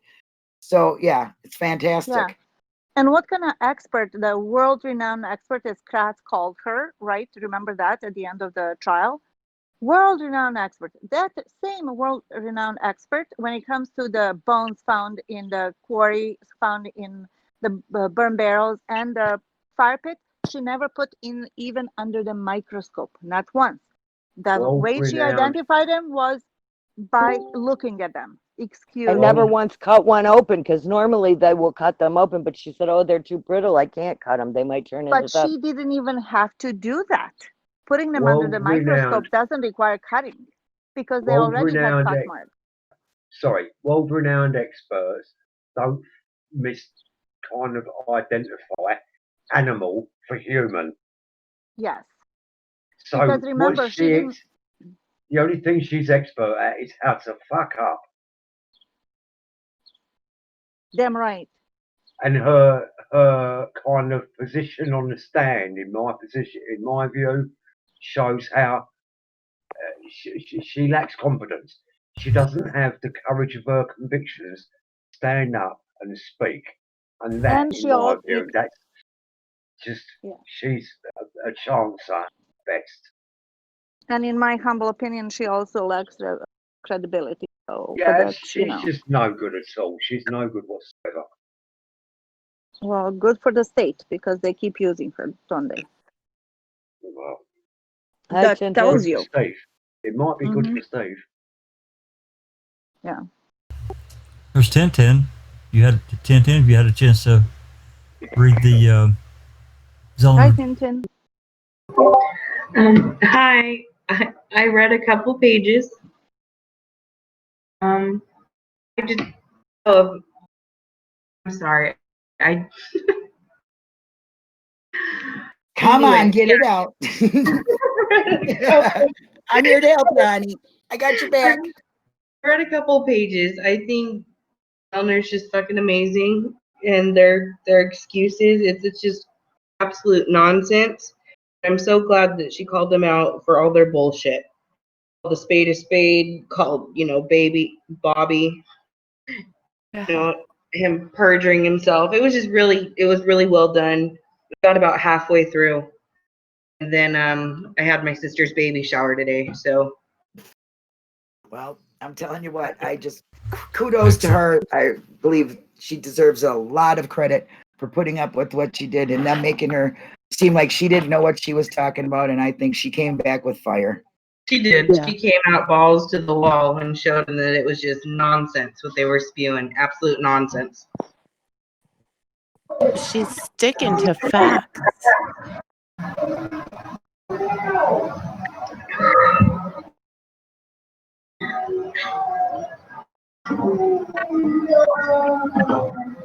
Well, I think 1010, you need to mute. I need to mute? A lot of background noise. Thank you. I think that she did a good job. She's on point. She stuck with the facts and brought up the new stuff and made it very important for it to be looked at. I loved it when she even counted how many times they used what was it? Procedurally barred. No, the one they said 26 times. No, they said 24 times procedurally barred. Yeah, 24 times. Henberry, thank you. Conclusory, that's it. Yeah. Without saying what was conclusory about it. Yeah. Mm-hmm. Yeah. And how they made fun of, not made fun, but they insulted Stephen for not being able to bring his pleas correctly. When she said, hello, he's mentally or how do you call them? Not retarded, but challenged. Yeah. Yes. And he's indigent. He's a prisoner that he begged for the lab to help him out. They told him, well, you can't do that. You have to have a lawyer. He approached several dozen lawyers, and they all shut the door into his face. So what's one to do? Yeah. Well, piecemeal. There you go. Actually done really, really well in his appeal, and there's no arguing with that. Someone who's as restricted as he is doesn't have the resources that someone on the outside does. He's done extremely well to get as far as he has. I agree. Yeah, she starts it right off and says, Mr. Avery spent 5,343 days, 128,232 hours behind bars. Oh, wow. Doesn't that just make you That spells it right out. Yes. Yeah. And That's here's just a this good go point. round. That's just Piecemeal. this go round. Let's talk about this piecemeal, which is just brought up here on the wall. I won't say the person's name because I don't think they're talking, but that's a really good thing. I mean, they are saying piecemeal. Well, she had evidence that was not given to her. Okay.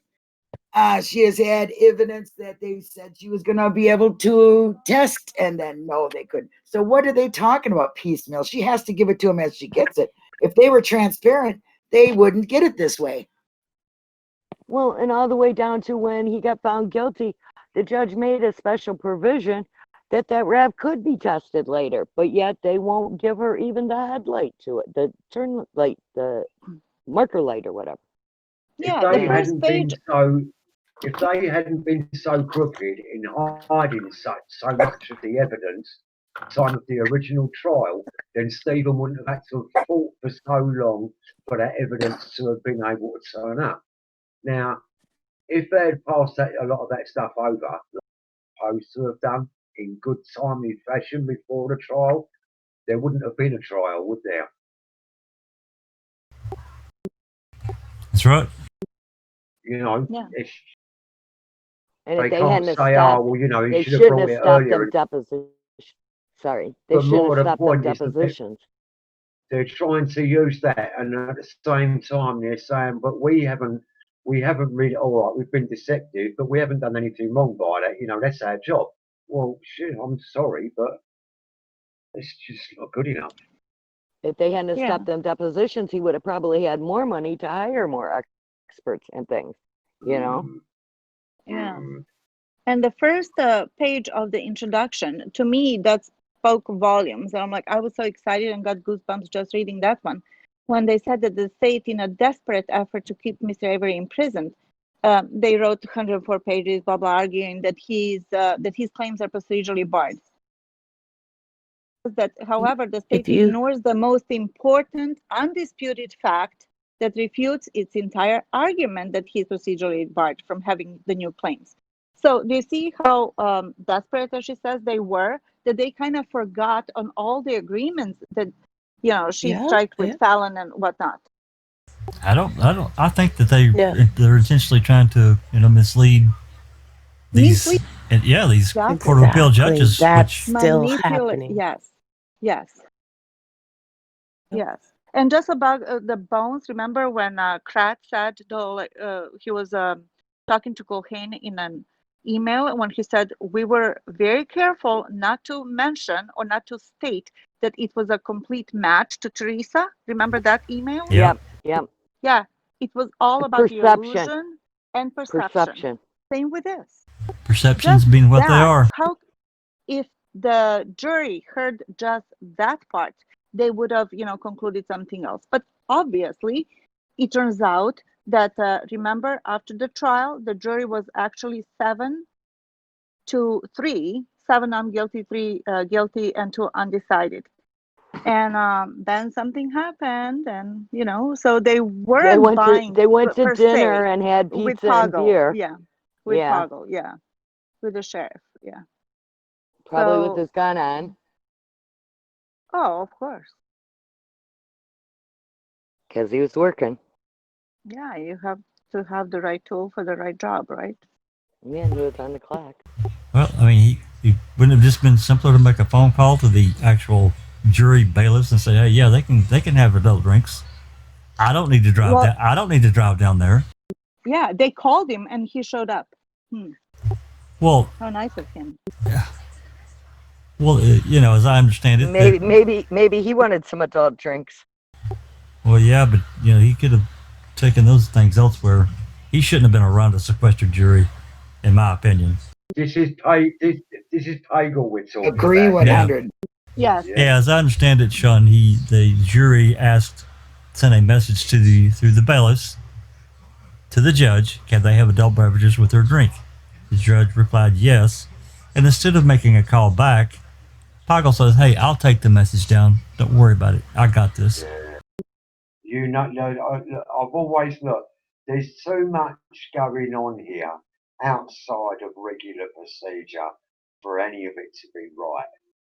Now, when you get something like this investigation and the trial and everything else that is so far from what you might consider as normal procedure, you've got to ask yourself what's right about it. And there's so little about it that comes up as kind of meat in the mustard. You know, it's just such a poor show. And it's ridiculous to think that they actually convicted 2 guys on this shit. Yeah, they didn't cut the mustard, right? Even less on Brendan. I mean, they don't have anything on Brendan except what they beat out of him. Right. He says on words only, and that's what is so difficult about his appeal process, or was difficult. In today's kind of corporate compliance culture, it makes me wonder, why did nobody scream blue fucking murder after the video of Brendan's interviews were released? Why was there no furore about that? Because normally, if that happened anywhere else in the Western world, it would have made all the newspapers. The abuse of a suspect in police custody would have been blasted all over the world by human rights agencies and all the rest of it. In Brendan's case, there was nothing. No Because one they're stepped bought. forward. Selected media. Well, we've so criminalized society. You know, we've talked about a lot of the things that came up in the 13th, the new documentary on Netflix. Yeah. And when the crime bill was passed, you know, this tough on crime, you know, the war on drugs, the war on whatever. And the crime bill was passed in the 90s. It was one of the worst pieces of legislature because, you know, mandatory minimums, they altered so many things, the way people are treated. ADEPA, don't even get me started on that. The crime bill, wasn't the crime bills, didn't the crime bill come before it? Yeah, I think it did. I think it was. They amended the crime bill. They submitted the crime bill and had the amendments and everything else to it, and they got that through. And then we had the decision by Clinton to introduce EDPA, and that was brought in specifically to deal with Timothy McVeigh. And everyone knew at the time how dangerous this piece of legislation was, but very few spoke up. Yeah, no one spoke up, Linda. A couple did. And Clinton was given virtually a free hand to run with this. And, you know, people should have been, again, screaming from the rooftops, you know, because it is unconstitutional. Well, that's where, you know, that this whole perception and how we look at, you know, Law and Order, that was another big thing that, you know, came out in the 90s. And people were like enthralled with this TV show. It's entertainment, you know, but now you're dealing with real life when you look at this other side of it. So, you know, our children, you know, getting to introduce them to the criminal side of it, treating children as adults, you know, in a criminal procedure, it just altered it altered the landscape completely. It changed a citizen's legal rights overnight, and yet so very few citizens had any idea of what they were waking up to the following morning. They had no idea that all of their rights had been, habeas corpus had been virtually stripped away. Pretty much. Bravo, I didn't. That is supposed to be an absolute fail-safe piece of legislation that will always give a defendant the right to challenge a conviction, an unlawful conviction. Right? Yeah, and it's I got to tell you, I didn't even know about it until I started getting into this. I had not a clue. So there's probably a whole lot of American people that don't even have one inkling of what that shit means, because I certainly didn't. Habeas corpus goes back a long way. Sure does. I'm not saying that. What I'm saying is they don't know what that did to us. Yeah. You got one individual, one act by a single individual has caused yet another American president to get yet tough again on crime. And, you know, it's just successive presidents have always seen the advantage, their re-election chances when it comes to preaching about justice and doing something right for the victims and all the rest of it. Well, Okay. a lot of that came about because there was a lot of inconsistent sentencing, I guess, across the country, and I get that. But what you've done, you've actually nailed everyone under that same umbrella instead of giving a judge some leeway to judge by circumstance and sentence by circumstance. That discretion has been removed. It's gone. That's right. You know something I couldn't help but notice I wanted to say about the state's reply.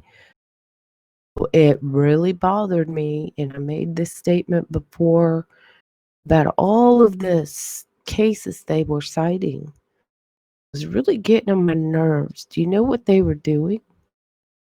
Speaking to the Supreme Court. Sure. Don't believe that it was just for this reply to Avery. No. They sure rattled off. I don't know how many. We'd have to go back and count them, but they did list a massive amount of different cases. But when they want to talk to the Supreme Court, this is what they have to. Part of what they have to do. Yeah.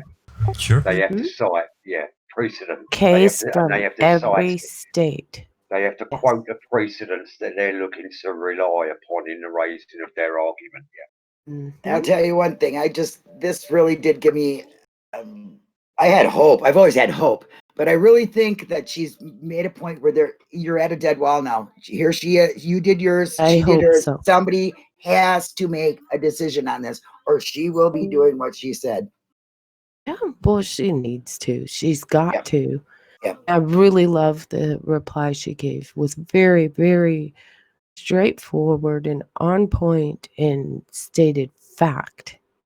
And this is a very highly politically drawn or fueled, we should say, case. Oh yeah, it's gonna blow. And well, Wisconsin, you should have thought about this when you were thinking about how to screw everyone. Another thing that bothered me is the way they talked about his pro se motion in 2013 and his indigent, the way his indigent status, and the way they talked, which is another good point she brought up, was about, either he's a genius when he filed this thing in 2013. Or he's a fool, Yeah. I mean, is he supposed to be a legal scholar? Come on. Well, he does have in prison with something they didn't do and becomes a legal wizard. I mean, come on. Sorry. Go ahead, Wizard.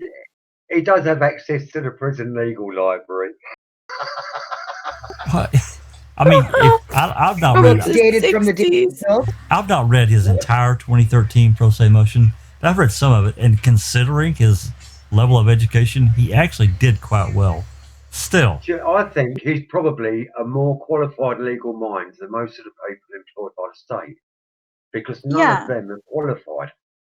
And another thing is, look how hard it is for Zellner to get through them, let alone one Steve, or me, or you, or anybody else in that position.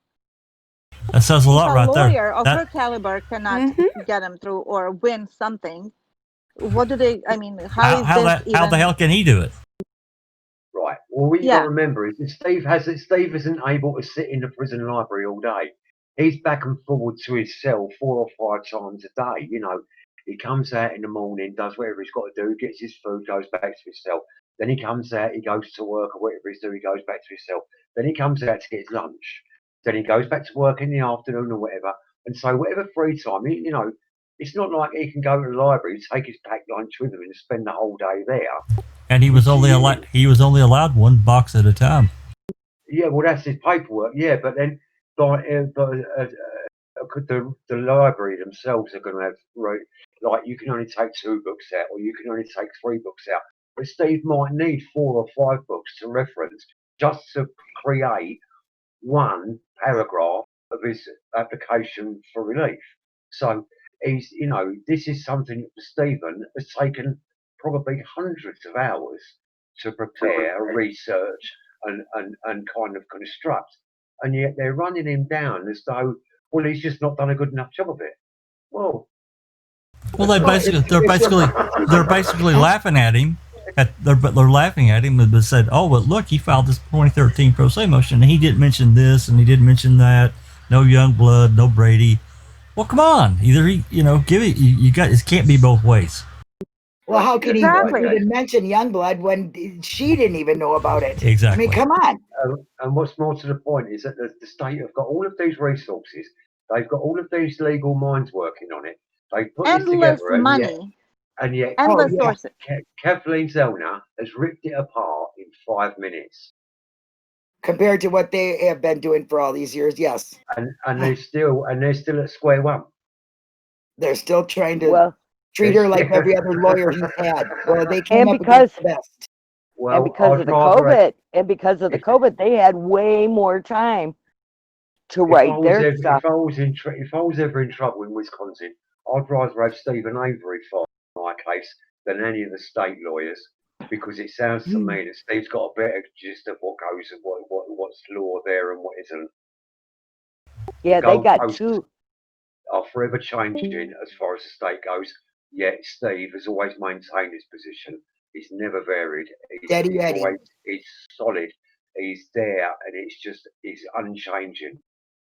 And he couldn't get any scientific experts without a lawyer. So they're telling him to piss off, Yeah, well, I don't think you should be able to criticize when he can't do that. I mean, if you would not limit what a prisoner could do, then maybe you would have an argument there. But you're limiting a prisoner from doing what a lawyer can do. So how do you expect him to have the perfect, he can't do it. Yeah. Yeah. The biggest problem for the state isn't the lawyers or the judges. The biggest problem for the state is Stephen Avery's staying power. He refuses to give up, and I wouldn't either. That to them is the biggest threat of all. Yeah, because their dirty lies stay on the top here, and they just keep nobody. We don't let it die. Stephen's not letting it die. Kathleen certainly isn't. So they can't dig deep enough to get as low as they're going to have to get to win this. And they know it. So all they're doing is digging a deeper hole that they can't climb out of. Yeah. If we're all happy about this, I'm really looking forward to see what happens. I mean, I'm sitting on the edge of my seat going, "Oh yes, I just can't wait." I wish I was a fly in that AG's office listening to all that bull crap they're talking over there. Oh man, we're screwed. I mean, maybe we'll get some more butt plugs off of this. We're screwed. Go and hire another 3 lawyers. Now, what do we have to look forward to next? Now the fun begins. Possibly a very long way. You mean certainly? Oh, wait. Hold on. Gotta go out and come back in your guitar and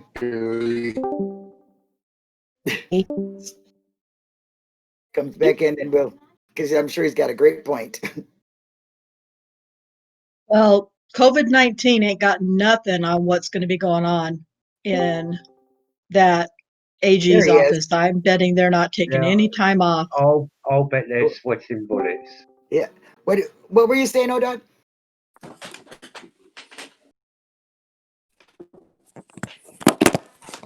Oops. All right, can you hear me now? Yeah. Yes. Yep. yeah. There you go.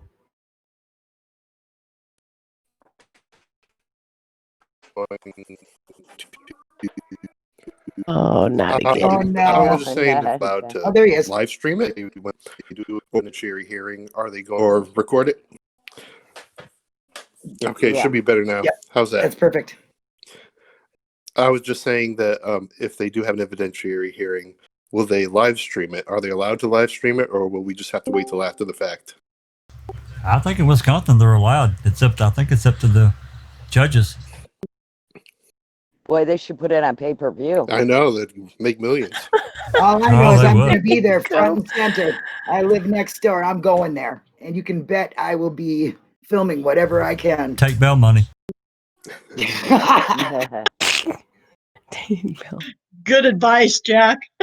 You gotta pay your ticket here before you get to leave. You know that, right? Well, then I ain't gonna leave until I'm done with it, until they're done. You gotta We'll pay your set up a ticket here. GoFundMe before you leave. They won't. I will They'll get- take you. They will take you immediately to the police station if you're from out of state to pay Yes, I your know. fine. Phoebe, I Okay. know this. I've Because lived you there. remember, you go Do not, do not Wisconsin, you park go on though. vacation, you come Do back not on park. probation. Yep, Do that's not what they park say. though. Do pay $200 fine before you kind of leave. Yeah. But if it only isn't people- broadcast, I will get as much as I can. You can believe I will.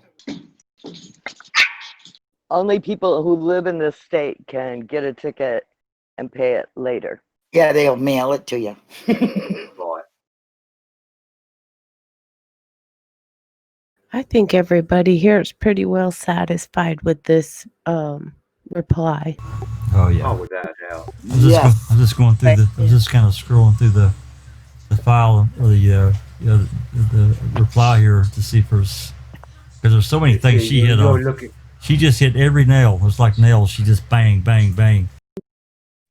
I loved like it how when she asked for A20. What is it? A26. Yes. A23. A23. The late Three plants. Bloodstone, yeah. Yeah. Yeah, let's test those. See what that is.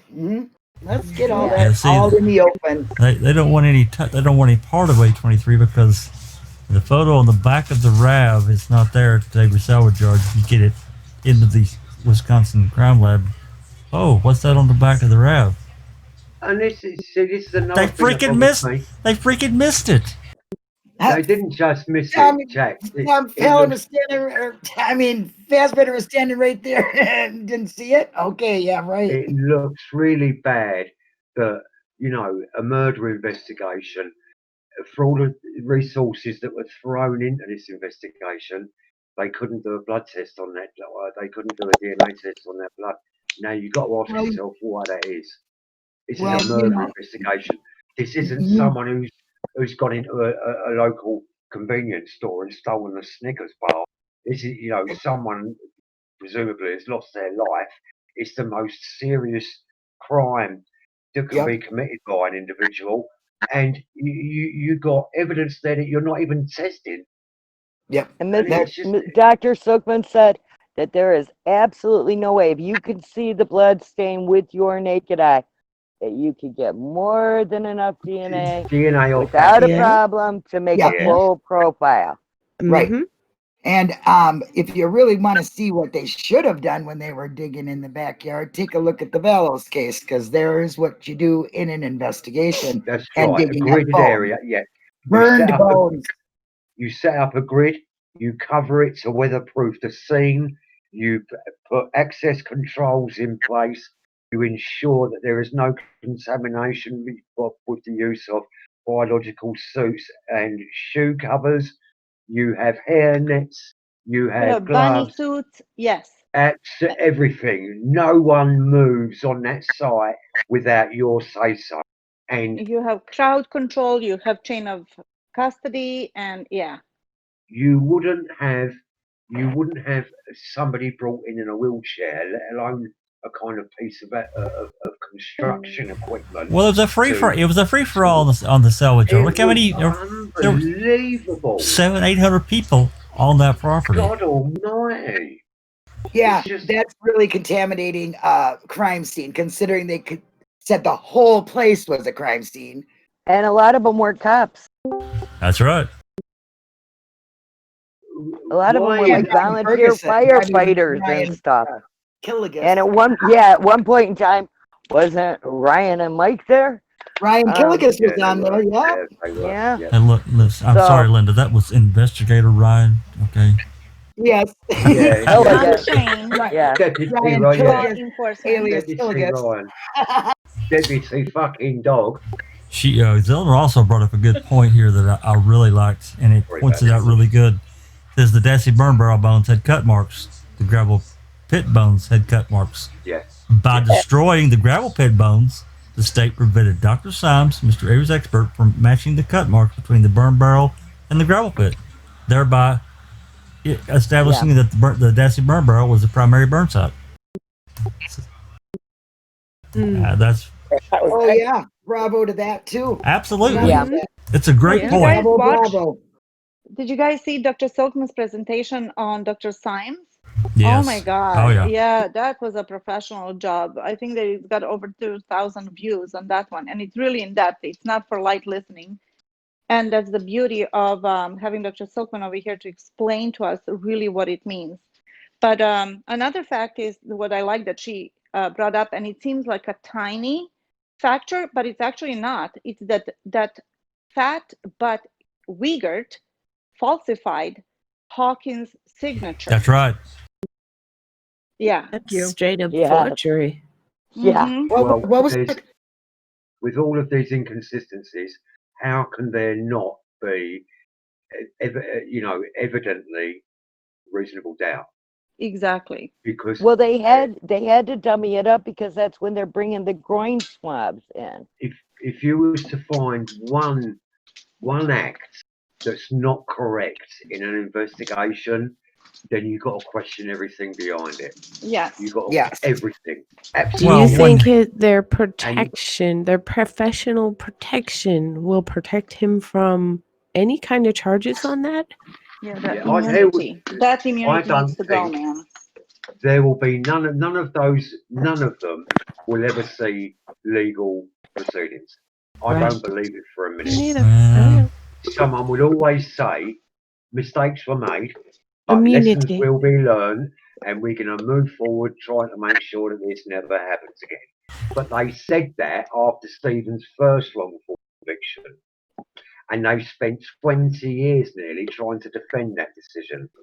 Well, We're back here we again. know what lessons will be learned, and we know what they're going to take forward. They're going to take forward the secrets of how not to get caught next time. well, I think that it pretty much, and I've not ever dove into any other kind of thing like this before, ever. And God help me if I ever do again. But I guess what I'm trying to say is pretty much every case of this nature, of this size, there are going to be inconsistencies and questions unanswered. Not all of them, of course, but many there are things that just get lost along the way. But the sheer amount that's involved in these two cases that are unknowns, or they come across as I can't think of the word. Lies. Well, yeah, but that's putting it bluntly. Fabrication, stretching Yeah, but story. You can call it misdirection, you can call it misconception, Immunity. you can call it what you like, but at the end of the day, they are all direct attempts to deceive. They all want you to believe something other than what they're telling you. So, it's Yeah. Which Kathleen clearly stated when she said that the district attorney at the time, the disgraced district attorney, Kratz, misled and wanted to suppress the evidence that was found on the quarry, the bones that had the clear cut marks over there. He wanted to suppress that. Absolutely. He didn't want to talk about Yeah. it. 20 seconds. That's all I'm going to spend on it. 20 seconds. And the most important part of the case is that. So how could you even think about not talking about them? Let's get real. There's 3 piles, dude, you didn't talk about. I mean, what, and now they can't test them because they secretly gave them back. Yes, without even evidence of any sort, legal evidence, chain of custody, basically a legal request of the Hallbacks to have the bones back. They just woke up one day, decided to give the bones back. I think Really? I think that I was, really want to know. I think not. I think the state is the one that initiated contact. That's me. Yeah, I want to know. I believe so absolutely, too. Yes. Me too. Because Because the whole otherwise we would have a legal document where it says, we, the Hallbacks, want the bones back. Yep. Right. And Following- they did it on purpose because he was appealing. So they say, oh, let's get rid of this. So he can't do anything with it. And I think And it was they a have- deliberate deception. Well, And they have following, a son who's a lawyer to fill the paperwork out, Yeah. following the original trial, during the original trial, Willis made the decision in April 2000 to preserve the bones for future testing. Now, the Hallbacks would have needed to have signed a waiver to the state saying that they accept that the state are going to keep hold of their loved ones' remains. That, that just falls into the compliance culture. You can almost bet your life they would have had to have done that. So they would have had no expectations of getting those bones back. So it would have had to have been the state who initiated contact, because I agree. as far as the holdbacks were concerned, there were no remains coming back until Steve was dead. So there would have been no point in them approaching the state asking for those remains back. The state initiated contact. Yep, very good point. Very good point. Here's another good point. Because Mr. Avery's factual allegations must be assumed as true, he is entitled to an evidentiary hearing. Well, there you are, Jax. Everyone's, there you go. It's the same as the presumption of innocence, right?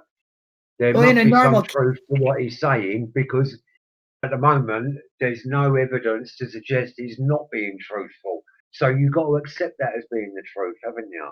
I think that's a statute in Wisconsin, but I don't know that for a fact. Isn't it a judge has to make a decision on the merits of the thing? I mean, that's what she said. Yeah. So that was the thing I was trying to very ineffectively say a little while back, is that you don't have proof of a thing, and it's any number of things in this case. You don't have proof of it.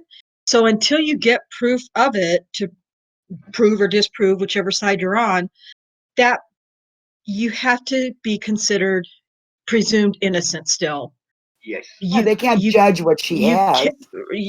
And so that's, I was having the hardest time trying to explain that a while back, but that's what I was trying to say. You can't just say, well, there's no proof of that, so you're guilty. You just can't do that. You have to presume innocent. They can't.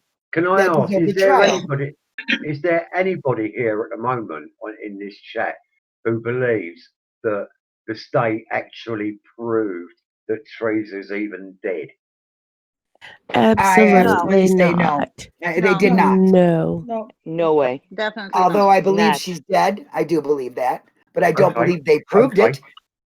Thank you. Yeah. So considering we're all lay people, now you've got to wonder to yourself, if we can all sit here and talk about this and we're all of the same mind, why is it that the jury couldn't say that, considering that they were 7-3-2 walking into court? Well, how about a pizza and some drinks? Was it a pizza party or something they were having? You got to take a step back from that, Sean. And I don't mean to be unfair about all this, because I understand what you're saying, but we know more. We know far more than that jury ever did. Far more. And they were so influenced by the press beforehand. Absolutely. At this point, you cannot blame the jury because they were. I don't know. Decision on something No, I didn't say were. No, I agree. And the state was creating a perception of things. Yes, I do believe that there was a lot of bullying and intimidation. It's what we used to call it jury nobbling here in the UK. Yep, same thing. Right, we used to call it jury nobbling. It's tampering, it's jury tampering, and either way, it's a very, it's the most serious contempt charge that could ever be brought in court. They should be able to get a trial just on that. His jury was stacked. You would get that. They were supposed to be sequestered. They were supposed to be isolated from everybody. But they weren't. So why are there so many arseholes? Why are there so many arseholes allowed to just breeze in and out of that hotel or wherever it is that they were staying, and it's no one bats an eyelid? Yeah. Well, and the jury was stacked to start with. It was stacked. There was 3 people on it that shouldn't have been on it. There were conflict of interest. relatives. There was the father of a serving deputy. There was a retired sheriff's deputy. There was all sorts there. There was a man whose wife worked in the court, a clerk's or something. And the 3 people to start with. The 3 guilties are the 3 stacked ones that are placed there from the beginning.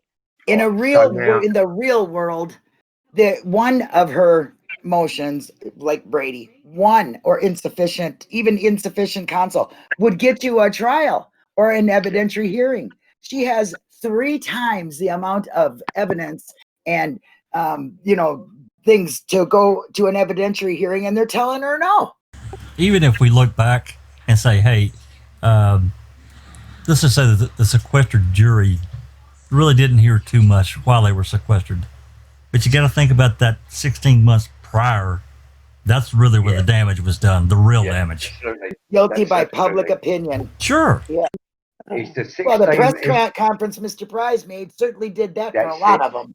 And they were That's the mark, Manitowoc jury. They shipped them over in a bus. They had to meet at a car park and get driven over. Jesus. Well, So when they moved it, which they only moved it to Calumet, it should have been across the state or something, or under a rock somewhere. Oh, dear. It should have been on the fucking moon. And then they bust everybody over anyway. So it's why move it? Yeah, If you're well, gonna we bust can say a everyone lot of over. things.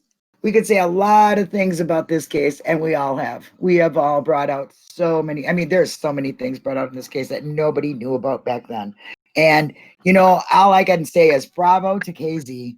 I really think she's doing a great job for Stephen. And I really think she's making the awareness to the state of Wisconsin.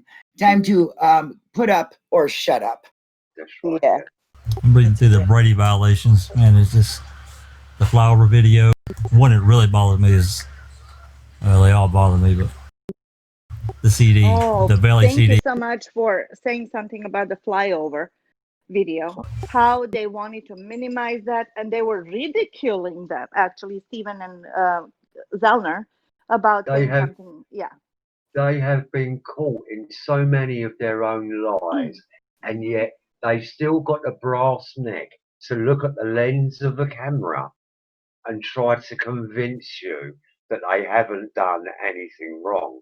I mean, when do you consider that it's time to stop paying your tax dollars to this state? Never. You've got to think to yourself, well, if this is what you're paying for, why are you doing it?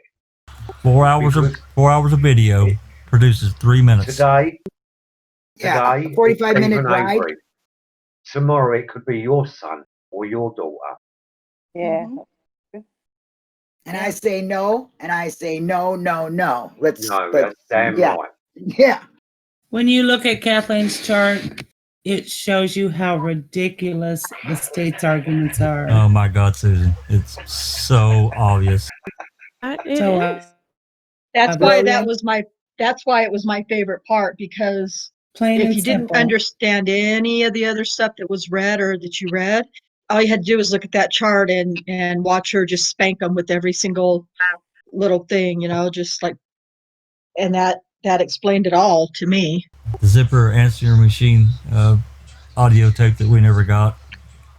Mm-hmm. Oh my God. Well, the fact that they say she arrived at Avery's at 2:30, but yet she went to Zippers at 3. But they said that themselves. Yeah. But that's not what they presented at trial, as I recall. They said that she arrived. Yeah, that Avery's was the last stop. The timeline. Chris once the said timeline's in a always bothered tweet me. or in a conversation he had with somebody that he never established a timeline. Oh, but he did. Even if he didn't directly establish it, he either replied to somebody on Twitter or tweeted that they're wrong because he never made a timeline. But he also said that she never left the Avery salvage yard. Remember that.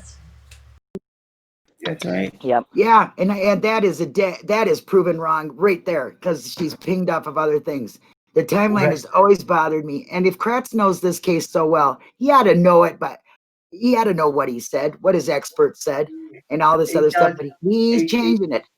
He's full of crap. well. Not only that he provided a timeline, he provided 2 timelines, one for Stephen and one for Brendan. Yeah. No one knows this case better than Kratz, but if you're going to ask him questions, make sure he's got the case file in front of him as That was a Point great. for point You know. for Sean. That was a. So yes, Ken, you may refer to your notes. That was a great one that TikTok put up. That video. Fucking hell. That reporter asked him about the fingerprints. Oh, I don't have the case file in front of me. I'll Well, tell you Yeah. what, Susan would have to say that one. First he said, I don't have a file case in front of me. That was a rabbit in the headlights. The day planner. Miss Hallbach's day Yeah. planner was in the RAV and then in possession of Ron Helga's. And then the state comes back and says, there's no proof that this was Miss Hallbach's day planner. Are you kidding me? But they were Well, looking for fingerprints. Yes, well, I don't know. I asked for DNA, and that's what they came back with. And this I is mean, coming what from a kind of guy who response gave do you want? Ryan his alibi. yeah. And Well, Scott guess what? Godorn. There's no evidence that Stephen Avery and Brendan Dassey killed Teresa Halbach either. So let's look at it that way, state. I reckon Kratz has gone on a missing list because somebody somewhere has pointed out to him the trouble that he's in because he's opened his mouth. Up until recently, he hasn't been able to understand that it's what he has told people that's gotten him in trouble. I think that's why he's gone quiet. That's why he's disappeared, because somebody has actually been able to show him and educate him. Well, actually, Ken, this is why you're in this shit. Sean, I think he knew. Yeah. I think it's like a little DVD. devious way to try to maybe get a little bit. I was thinking yesterday evening, and my thought is, I believe that Ken, for his cooperation in this case, might have been promised the chair of the AG. Now, if that was the case, he's gone into this believing he's invincible. He can do no wrong. And then it's come on top because the girls have complained. There's been many complaints submitted. The Office of Lawyer Regulation have become involved. He now realises he's got a problem. So he's got all this stuff tucked away as his little insurance policy. He's been blown out by the state. They no longer want to know. They've washed their hands of him. He feels really, really quite embittered by this. So he goes and releases the DVD in a move that suggests, well, here you are, Wisconsin. I've got a little bit, yeah. I've got and this. That's just the tip of the iceberg. So don't forget, I do have my little insurance package tucked away in a Swiss bank account where no one can get it. The truth is that after those 2 wins, he should have been on the fast track to get in the AG's office or whatever. Yeah. I mean, these were 2 massive wins for him. These were politically dynamite. Yeah. And then he had to show his true colors and be a sexting drug addict. Right. So that's what I think's happened. Is he got caught. He realised that the axe was going to fall. He's not as immune to sanctions as he believed he may have been. The state have come down against him. He's been forced to resign. This is the worst humiliation Kratz could have suffered in his lifetime. But there's no coming back. So he's gone. Now he doesn't know how to utilise his little insurance package. He's unsure what to do, and honestly, he's probably a little bit fearful as well. But he's become emboldened over the last few years, and he's started to strike out in any way he can, because he has to do that. He has to feel that he's doing something to fight back. This is all, this isn't a Steve Red Avery thing. This is a conspiracy against Ken Kratz, so this, typical narcissist attitude. In my dreams, this is just in my dreams, and I'm allowed to have them however I choose.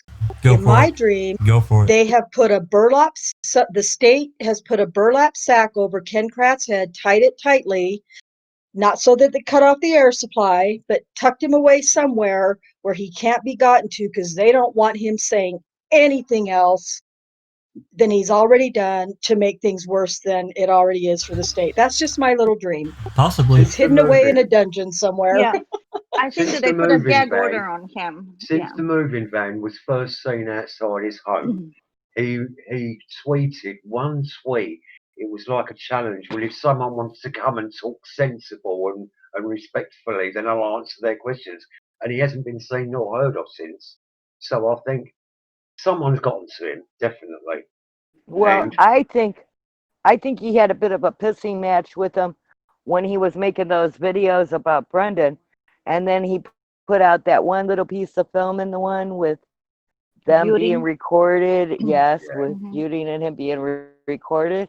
And I think he put that in there as a way of telling them, look, I still have this stuff. yeah, So if you throw me under the bus, I'm going to pull this all out on you guys. And Yeah. then they made him take it down, telling him, okay, message received. Now you take that crap down right away now. Or he And struck I a think deal with that's them. why they gag ordered him and hoisted him off to Pedophile Island or wherever they put him at. Unfortunately for him, we had somebody snag that all those videos. Thank goodness. Technology, thank God. Lovely. Yep, that was a controller. Nintendo 64 controller. Yep. Kudos. he Good can't- job. He can't Bravo. later say, oh, well, it's a figment of your imagination. Well, actually, Ken, no, it isn't. Here it is for your viewing pleasure. Yep. I sent N64 a message on Reddit. I said, he's got to take those down. Why don't you snag them while you can? Good idea. Bam. Bam. He did it. Thank you for doing it. Well, I mean, Bravo to you too, Jax. Thank you very much. I'm just glad that he was, awake at because he doesn't live here. He lives, well, I'm going to be honest. I just know he lives somewhere in Europe. I don't know exactly where. He's not here though. Okay. I've got an idea. Yeah. I would like to say something actually kind of changing course away from sweaty crats. It's back to the case, well, actually, it does involve Kratz in his press conference. What he said, how Teresa was lured in, tied to the bed, raped, cut, more raped and more cut, and then dragged and shot in the head and all of that, and all the blood and stuff. Isn't it amazing how little the state talked about the DNA? Very little. They talked about everything else, but little. And because it's a purely circumstantial case, and they were tooting the DNA during the trial left and right, didn't they? About, the item FL, the bones, and those are Teresa's bones and stuff, even though they never said it. And pre-trial right? too, during the pre-trial. And pre-trial too, exactly. Thank you for saying that. I just find that very, very disturbing that all of a sudden they drop that and they're talking about this other, not that it's unimportant, but it's a different category of arguments. And how quickly they dropped item FL. Oh, we never said it. That's the one that passed through her head, where who said that the actually item FL did go through the brain and there was no brain matter on it, but there was wood and red paint. And then they had the nerve to ridicule and dismiss Dr. Palaniuk, and his expertise and what he said. Oh, but he needs to test it further to determine what kind of wood it was. Really?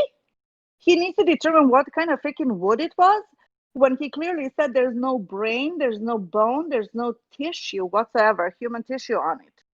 But now they're like, you see how misleading they are? They want to say he didn't determine what kind of wood it was, which is totally irrelevant. Because he couldn't. Swirling. Yeah, because they wouldn't let him after all. But my point is that they're picking onto something and splitting hair, and again, diverting everything to something irrelevant in the case. What kind of wood it was on the bullet, where the fact is that there's no bone or tissue on it. Then they don't have a choice but to do that. They don't have a choice but to do that. They have no real arguments. So they have to make shit up. Maybe what do we call that? Deflection part that I always those are deflection tactics, and that's why I think of Kratz whenever I hear them deflect. Exactly. They're looking for an argument that takes it away from the wrongdoing that they've committed. They're not, they're supposed they're being asked to, they're being challenged with kind of something that they've done wrong. And rather than saying, oh, well, this is our explanation for what we've done wrong, they're trying to move away, explaining why the defence's kind of claims absurd. They sure don't want to talk about Colleen because, as we all know, she screwed up at least 3 times. She made some serious boo-boos. Yeah. But are they boo-boos or are they like really on purpose? We will never find out. But to me, it They certainly had to be looks deliberate. incompetence. Yes. Incompetence at best. Because there's no excuse for using the whole sample. As Silkman said, and it's real easy. It takes a couple minutes. You buffer it up. She did it twice. Yep, and there's no reason. You buffer it up. It takes less than 5 minutes. It's really simple. It's a kit for it. Bing, bang, boom. And you make it as big as you need to. And she wanted to use it for the opposite of what it's intended to do. It's allowed to be used exculpatory only. Yeah. And she wanted to do it inculpatory. And they let her. So, yeah. And they let her do it. That's almost the worst part. They didn't want to talk about they didn't want to talk about that either. And why did they let her do that? Why did they let her do that? Because Fassbender told her to put her, Teresa, in his trailer or garage. Or in the garage. That's why. Yep. I mean, I don't give her any credit for just making mistakes. No. I just say she full on intentionally effed it all up.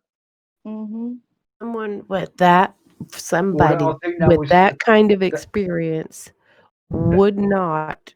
You know what systems you're using. You know what the protocol is. I think you can't tell me that was not deliberate. Well, Stupid Kratz was the one boasting about her too. Like he was boasting about the world-renowned, forensic anthropologist, and it was the world-renowned, the best of the state crime laboratory technicians, which was when you look at the original trial, and when you look at the conduct of the state during the original trial, you've got to wonder why it was that the defence didn't seek to do any of their own independent testing. Now, I think that Colleen was warned not to leave anything on that bullet that could be tested independently. So she had to come up with an excuse of why there was no retest available, which is, are you with me? So, and that's probably the most competent way she could do it, was to make herself look incompetent without any without there being any possibility of attaching blame to the state. She was going to take the fall for that one. Pretty bad though, Sean, because she's the senior lab tech. Well, it makes no difference to her because she's employed by the state anyway. That's right. So she's still going to keep her job. She's still going to keep her benefits. She's still going to keep her insurance and her pensions and her medical and everything else. So she doesn't give a fuck because they've already told her, look, don't worry about it. We've got you back anyway. Well, and here's a good point about her. She, at that date and time, she wouldn't even been able to pass to get that job. She was grandfathered in because she didn't have the proper schooling for that job. Oh, fucking hell. It gets She's left with the right people. Jesus Christ. At that time, she did not have the credentials, but she had worked for the lab for so long from before they needed those credentials that she was grandfathered in. You've got an unqualified member of lab personnel who technically isn't even able to call themselves a signed. I mean, so what are they? A student or a practitioner? Not so far as her credentials. If she's not qualified, she's not a practitioner. So at best, she's a student, providing she's keeping up the studies. But if she's fucking everything up as regularly as she is, then I would suggest she's spending more time at the fucking bar than she's spending at her lab. I wonder how many lab techs reported to her. I really never heard that number. But she's a senior lab tech, so I'm sure that a number of them did. Maybe not all of them, but. But from what I can understand, I mean, she was pretty much the numero uno there, wasn't she? I mean, everything came through her hands, and she was the one to allocate it to other She assigned herself to be over the Avery case. Yes, Yeah, but what I she mean is, is yes. anything coming through that lab has to come across her desk, and she's the one who delegates it out to the other lab techs. Which goes back. She's got that. Which goes back to. Sorry. That's okay. Which goes back to, a point that I've made that I picked up from others along the way, which, because I don't have any background in this, is having a double-blind system for testing that removes the bias. You get a case Thank number. you for saying that, Jack. Yeah. You don't know who it belongs to. It doesn't matter. You're doing the test. That's all you're doing. You're determining. Yeah. That's all you're doing. You're not assigning, oh, well, that's Avery. Let's get him. Let's screw this test up. It's just wrong. Well, Strauss assigned herself when she heard it's Avery, right? I mean, look, she said, I don't like him. I want to work on it. Yeah. This isn't kind of Brooklyn or kind of South Central LA. It's not a particularly busy lab. This is rural Wisconsin. It gets you got stuff coming through. You get the occasional crime wave of 20 crimes reported to the same office in a week, perhaps. But it's not like you're getting think that's hundreds generous. of calls a day. Do you know what I mean? So you should. Oh, Jesus Christ! I can't. Why these institutions have to have so much discretion about the procedures that they choose to deviate from when it suits them and all the rest of it? It's just these state labs need to be removed, and they need to be replaced with accredited independent testing facilities. Well, have blind testing and then blind testing. But you've got to have blind testing because you get something coming through, you just want a number on it. You don't want any details. You don't want a crime reference number. You don't want nothing like that. You just want an article number. You want to do whatever tests are coming up as required for that item, and done. Now that would be a proper investigation and a proper protocol. Right, but in this case, we've got Tom Fassbender sending notes over. I'll try to put her in a house or garage. Well, that's another part. That's just utterly kind of unrealistic to think that there's anything kind of above board about that. Of course she's going to try, and she's looking for but she's got to apply science rather than what's convenient for the county or the state. Forget your biases. It's just and there's too much bias in a rural lab like this. So I mean, Beauty and Strange should have jumped all over it. They should have jumped all over it, and they seemed incompetent to me. I don't know why, but I'm very mistrustful of the pair of them. Beauty and Strange, I don't like the cut of their jib. They're not. There's something not right about them. They weren't as. They should have been a little bit more aggressive in their defense. Yeah, yes. Absolutely. They should have been more aggressive. They were polite. They seemed like very laid back tigers to me. You said, "Oh, I've got my dinner here. I'm in the shade, so yeah, that's fine. Let's just tick over." They should have. Where's the passion for what they're doing? Where are the tricks? Which is object to everything you can to, stop the process of thinking. They were very good with language. They used language very well, but there was no strategy, I'm afraid, and it just they could have taken things an awful lot further than they did, and it all would have been relevant. So many things they didn't mention. Well, some witnesses, if you read the trial testimony, they got on the right path, and then they would stop. They would just stop. Several of them, I don't really understand why they did. This is more proof for Stephen on ineffectual counsel. Yeah. Well, I think what happened was they lost the will for the fight because they saw that any objection they raised was being overridden and kind of was being overruled. And any time they tried to mount a challenge to what was being, it was like they were just being jumped on and crushed.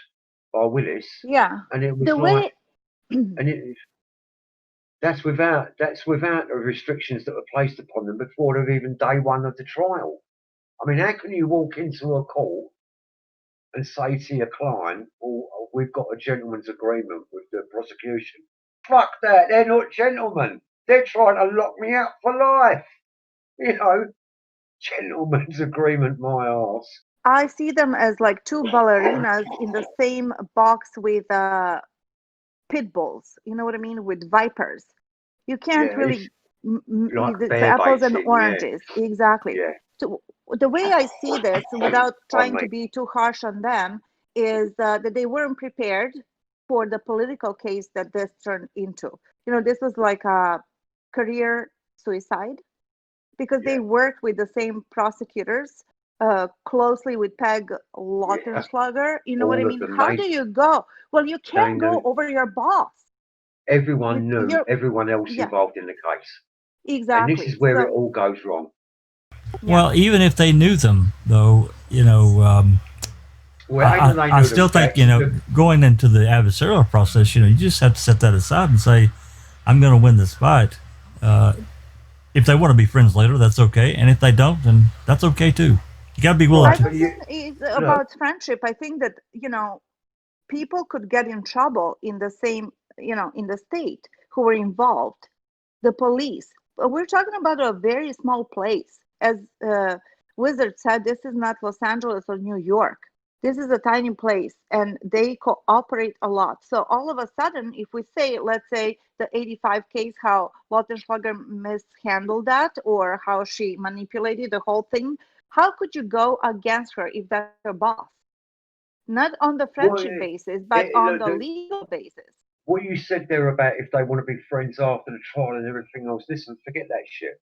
You're walking into the arena and you're fighting for a man's life. I mean professional friends. I don't mean like. Yeah, I know what you mean, but look, it isn't so much being friends afterwards. You've got to work with them afterwards, and you've got to consider your long-term future, kind of going up in battle against these guys. I don't disagrey. Every day of your work in life. So you know, this is why I'm a bit suspect of the pair of them. I just don't think they're on the 100% up and up. I really don't think they're on the straight up. Yeah, I don't. Well, I have to disagree. I mean, respectfully, of course, but I don't. Yeah, I don't think that they would intentionally. Yeah, I don't think they would intentionally take the case. I just felt like I'm not saying they threw the case. I just shit. So if you look at this, it's more proof for Stephen to be able to say he had ineffectual counsel. I mean, look, fair play to them. They've come and they've signed their affidavits and they've made their admissions as to their mistakes that they might have made. Now, I admire them for that. It takes a bigger man to say, "Okay, I was wrong. I made a mistake." Bang, fair play. However, it's a bit late now. 15 years have passed almost. Well, it's 13 years. Well, it's like, you know, it's like one of you, you know, having kids, you know, and one of them's a little bit mean, but you know they're a good kid, but they're kind of mean, and they intentionally do something, you know, to break something, knowing that they can apologize later. I get that. I understand. That's a bit how I feel about it. Yeah, it's a bit like I don't know. Yeah, I think that they're in a very, very difficult position because of the political, you know, reason. It's not just that. I mean, it was dumped on their lap virtually right on top of the opening of the trial. And it's, you know, how do you fight a war like that? You can't, can you? You can't, no, you can't. Possibly. No. And they were wrong-footed from the very off. Every inch of the way, they were being misguided, misdirected, and kind of, you know, misled. They were led up the garden fucking path. Well, that's where that's where that trust comes in, of saying that they're going to trust whatever Kratz hands them. I think that was a huge mistake. Huge mistake. That's what I'm saying. You were about to walk into the arena. You know, there is no place, there is no room for friendship. And so to walk into the arena with a gentleman's agreement, in my view, that's a contradiction in terms. You're there, you're fighting for the man's life, for his reputation, for his liberty and everything else. Right. Now you can't walk in there and say, oh, we're going to do battle, but we're going to do it on a friendly basis because we've got a little agreement, that we're going to stick to before we. But Stephen doesn't even know about that. And I've got to ask myself, well, why was that? Why was it withheld from Stephen, the terms and the content of the agreement? Well, if they, even making the agreements, if they would have walked out with something positive in their billfold instead of Kratz walking out with something in his billfold, what did they get out of the agreement? Okay, they're not going to introduce the journal. Yeah. They're going to keep that out. Which they didn't get anything out of the agreement, really. No, because in my view, they shouldn't have been scared of anything that could have been thrown at them. They're going not guilty. They're fighting a not guilty. They're fighting a defence that it wasn't Stephen. Your strategy or your case direction is irrelevant. You're pleading not guilty. Don't agree to nothing. Don't make no deals with them. Go in there and fight your case. Yeah, I don't disagree. You should have gone up. Stephen should have given evidence. You cannot walk into court, plead not guilty, and not state your case. You've got to fight your corner. And all right. I don't disagree. I think it was bad advice to advise him not to take the stand. If he would have taken the stand, they could have asked him about prior acts. They could have, during direct questioning, you can ask him anything you like. Let the prosecution object all they like. They're going to need good reasons for it. You can ask him whatever you like, and you could, for example, have gone up there and said, Stephen, why do you believe? Why do you think the state would have set out to frame you? The state can't object to that because it's relevant to Stephen's defence. Do you know what I mean? Stephen could have sat there and given his side of the story in his own words, and the people in the jury would have been able to have related to that a lot better probably than they could have related to Ken Kratz. And it's risky. I tell you, it's risky. But look, it's risky in my view. Not giving evidence is even worse. I feel your pain there, Wizard, because I'm going to tell you throughout this case, mostly when it came to Stephen's defense lawyers, I was absolutely beside myself. They did not dispute the prosecution's every move. No, they didn't. And that, you're going for a framing defense. You've got to attack everything that they bring to the table. Exactly. Just like Kathleen you want Zellner to said. Create reasonable doubt. If it's a framing defense you're going with, then all of the evidence has to be manufactured. So you've got to find a way to discredit it any way you can. Now, it's not difficult enough that you've been handed the case kind of, however X amount of months before the start of the trial. You're hobbled from that point on. It's like having your feet tied together as a horse. You can't walk, you can't go anywhere. And so they were hamstrung from the off. And that was deliberate, that was by design. Everything was done to disable Stephen presenting any kind of defence, whatever his defence might have been. They simply did not. They wanted to handicap I feel like him ultimately in every move he made. I think what we're ultimately left with in Stephen's favor in this case now is he can use this for proof of having ineffectual counsel, and that's pretty much the best of it. Well, it does go in Stephen's favour because actually Stephen is arguing the same case today as he was arguing the day he was arrested, and yet it's evident from the state's response a few weeks ago that actually now they're trying to present a different view. And he actually has far more evidence than he had back in 2000. Yeah, far more evidence. Absolutely. And now, and it's the state now who are trying to put forward alternative theories about how whatever might have happened. And so Stephen isn't being inconsistent. It's the state who are being inconsistent. Yeah. And that's where the estoppel comes into it. Yeah. So. And I know we're talking about the Stephen case over here, but since we're talking about the defense lawyers and whatnot, it was the saddest part to me while watching all of this and researching for 5 years now is the fact that it's out there and everybody knows it and there's nothing you can do about it unless you're a little bit lucky. Like we have to say, Stephen in all this misfortune was lucky to have one Zellner, because his lawyers were saying we only had $260,000 to deal with. We didn't have money for experts. How sad is that? How humiliating, how scary it is that if you don't have money, you have no chance. Now we're talking about. It suggests to me that they didn't have as much faith in his claims as innocence as they say they did. Because if that was me and I had $240,000, I'd think, do you know what? Fuck this. I'm going to blow that whole amount on experts, and I'll get my money back from the pro bono case that comes later. That's right. Yeah. Do you know what Everything I mean? was Well, just like and look at how much money.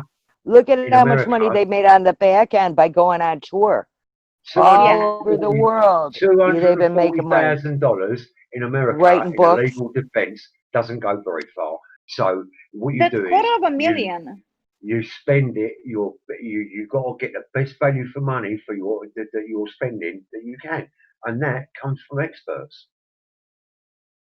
Yeah. Well, they needed experts to rebut what the state was putting up, because they put up how many experts? Hell, I lost count. 15, I think, was it? Yeah, 15, something like that. Coming on it. Yeah. And this is where the justice system is so wrong in America. You get the apparatus of the state up against an individual who might not have a pot to piss in or a window to throw it out of, and yet you're going into court and you're saying that's all right. The defendant's got an opportunity to defend himself. Really? Is that true? If you're rich. Well, but the defendant hasn't got a pot to piss in, so how is he going to be adequately defended against an entity that has the ability to spend millions and millions of dollars on a Unlimited case? resources, yeah.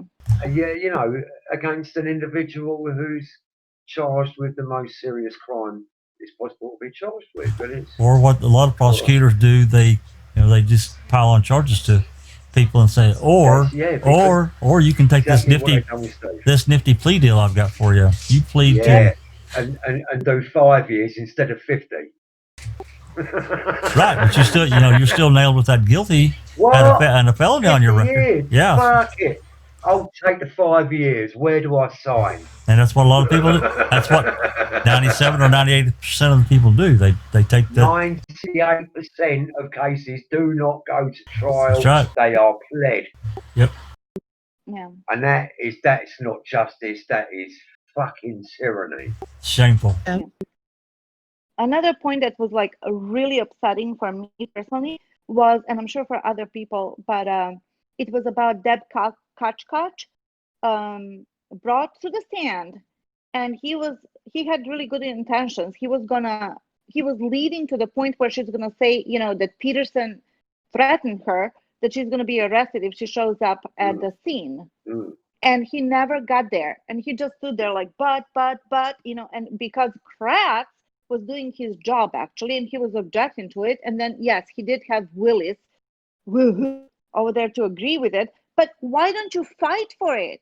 You are supposed to fight for it. Don't just let go and say, well, you know what I mean? If jury heard that the sheriff at the time was threatening the county coroner, who is above himself, right? But with the arrest, this is like, oh wow. You cannot mention those threats in evidence because it's hearsay. You can't prove that those threats actually took place. Well, they couldn't prove many other things, but she could have said that.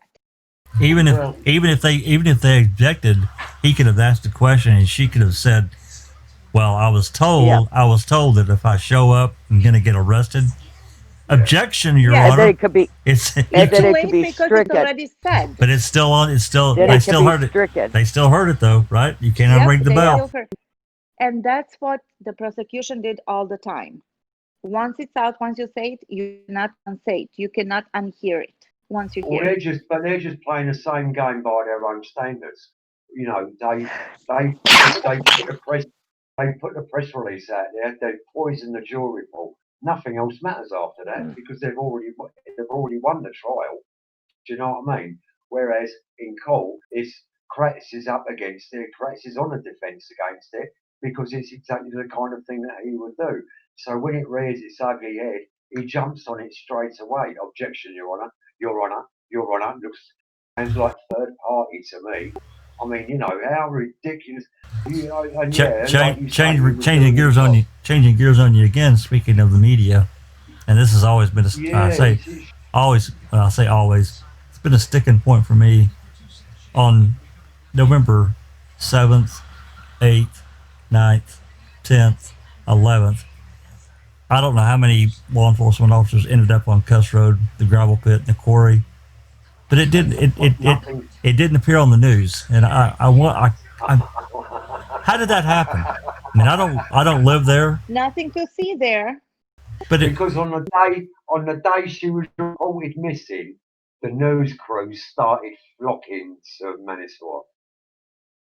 how did not any of that ended up on the news? None of it. Nah, you know, they should have been all over that. They should have been. Oh, they should have been all over it. The owners of the news breaks down to 3 people. In fact, That's I'll why. tell you what I find strange is that none of the news crews were filming any of Avery's property from anywhere other than the top of Avery Road. Now, a smart news crew would have found out the names of all the neighbours and would have gone round knocking on all the doors asking permission. They could go and have a look through their property onto the Avery property. That's what news crews do. They're inquisitive. They're nosy bastards. They like to have them poke around and, you know, That's get their what they're nose in the supposed trough. to do. That's their job. They're a good news crew, but they're good at their job. So, and it bugs me that there isn't a single news footage image of the Avery plot from the wrong side of one of those berms. From the wrong side, are you with me? There's no footage from the quarry. There's no footage from Redan's. None from the quarry pit. There's none from the Manswap quarry. There's none of it. It's only top of Avery Road. That's the You only mean all the place you'll blocked see. off area by the police? Yeah, but he's saying go behind the blocked off area and still film over, film into it. Yeah. Well, what I I mean, I mean before Cuss was Road being was even sarcastic, yeah. before Cuss Road was even kind of an issue for the police, you would have expected a news crew to have got an image, a piece of paper, with just an idea of all of the Avery's neighbours and gone around knocking on all the doors and asking for permission if you could access via their land, take images. Oh, do you know if I just go to the end of your garden that I can have a look at the Avery's with my camera? That's what a newscat does, but there's none of that. None of it. There isn't a single news footage image. No, nothing. Do you know what I mean? Nothing at all, except from the top of Avery Road, where it meets Highway Q, is it, or 147? Yeah, 147, where Avery Road comes out on the 147. They did get a lot of aerial shots, though. I mean, they were flying. Yeah. And I think there were some on the other properties. I was just watching Making a Murderer season 1 again, and there were some clips of, you can see the tent set up behind I think it was the Dassey house. They had tents and people were crowding around there. You can tell it was taken from the south end. It looked like somebody was zooming in really far there, but there's not a whole lot. It seemed like the majority of it was aerial shots, though, and we do see like the people doing the grid pattern and the quarries. But yeah, there's not a whole lot. I know that they were really restricted from what they could do. But you see, I mean, drones weren't really readily available. Drones weren't. Oh no, not back then. No. Drones weren't a consumer technology then. No, it's helicopters and it was all helicopters or light aircraft. So, and the only light aircraft, I think there might have been one or two news helicopters there, but I don't think there's much footage from those helicopter flights. All of the air footage came from the police flyover or the sheriff flyover. No, there was a helicopter footage on the 5th that we don't know who it came from. There was also a helicopter crew there. What were the name of them? Like for search and rescue or something, and they kept signing it as the Eagle or something. Like we made jokes, the Eagle has landed.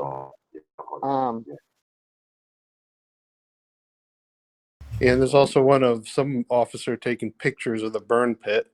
Looked like it was kind of late afternoon, but you see them kind of swarming around with a blue tarp, and that camera got pretty close to them. But I'm not sure what day that was. I'm assuming the 8th or whenever the bones were found. Probably the 8th.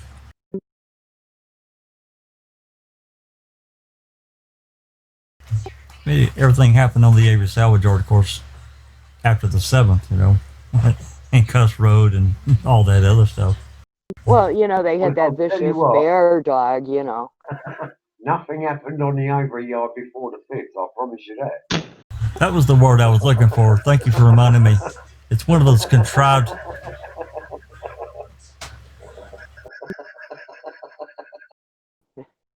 one of those contrived stories that they come up with. Bear was there, so the search dogs wouldn't go. Yeah, they are trained to go. Vicious bear. Come on. Vicious bear kept them away. Like it don't take like a half an hour to call in the animal control with their 20 minutes to go down to the store. Little noose I don't care what anyone says. If that dog was a problem, one of those cops or someone on the yard would have got permission to shoot the dog. If he was that much of a problem, you know, if they were that concerned for Teresa, who at this point was still a missing person, don't forget, you know, they had no idea that she was dead until the 8th or the 9th. So, you know, dog. Somebody go down to the supermarket and buy 2 packs of hot dog weenies. Yeah. You could get that dog. They had a hot dog stand on the yard. Get a pack of bologna. You know. Yeah, they had the hot dog stand was on the yard. That's what I'm saying. I'll go down the hot dog stand. I'll get 3 hot dogs. I'll have that dog eaten out of my hand in 30 seconds flat. They're free for the Salvation Army right there. Hey, Bear, come and get your dinner. That dog's gonna love you. They were feeding him. They were feeding him and watering him. Yeah, of course they were. So one of those concocted, contrived stories that they come up with. Well, one of the officers says he was feeding him and watering him. They could have even slipped a sedative in his food, couldn't they, if they wanted him out for a couple of hours? They would have called in animal control with 2 men with those sticks with the noose on the end. If they put him around him, they'd have had a 3rd guy go unhook his chain, and they'd have loaded him up just like any other dog loose in town. That's right. Or if he was that dangerous, I mean, anytime they go on a warrant, an execute a search warrant, they go in with a shield because they're worried about the dogs. If the dogs are a problem, they just shoot a dog. They're not going to mess around. Most of the time here in America, yes. Now, if they were that concerned for Teresa's well-being, there's no way they would have wasted an hour, let alone 3 days. You know, we've got a spooky dog, and let's take the next 3 days thinking about how we're gonna think about how we're gonna do this. You know, 3 days overtime. That's no. Hours at X amount of money every hour. Yeah, that'll do. That'll do. Thank you very much. Well, speaking about the pit, the burn pit, or burn area, how am I going to call it a pit? Because to me, it wasn't a pit until they dug it out. Yeah, exactly. Speaking about that area, does everybody agree or disagree that once they brought those cadaver and scent dogs in, they would have went to that pit if there had been any bones there? They would have been all over Of it. course. Agreed. They would have been all over it. No doubt. Immediately. They would have. Yeah. It would have been like them trying to get.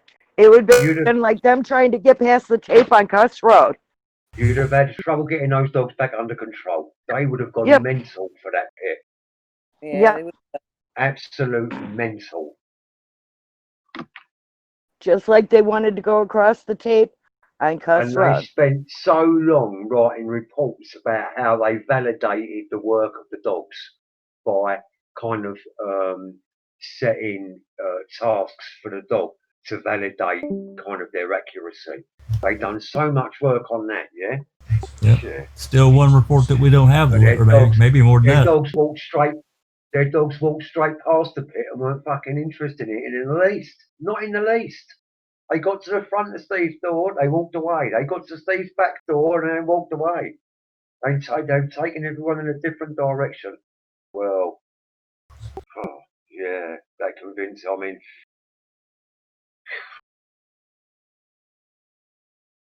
all the signs taking it away from Steve. How can they possibly have convicted the man? Well, and the garage. They would have went nuts over the garage. There would have been so many places where they would have hit. You know, they would have been all over it. How about the trailer? They did. I think they did. One of the dogs did signal at the car, didn't he? When the dog got to the RAV4, back of the RAV, one of them did give an indication at the RAV. That's but right. You know, other than that, well, I don't know. Still looking at the charts here at the back of it. KZ's reply.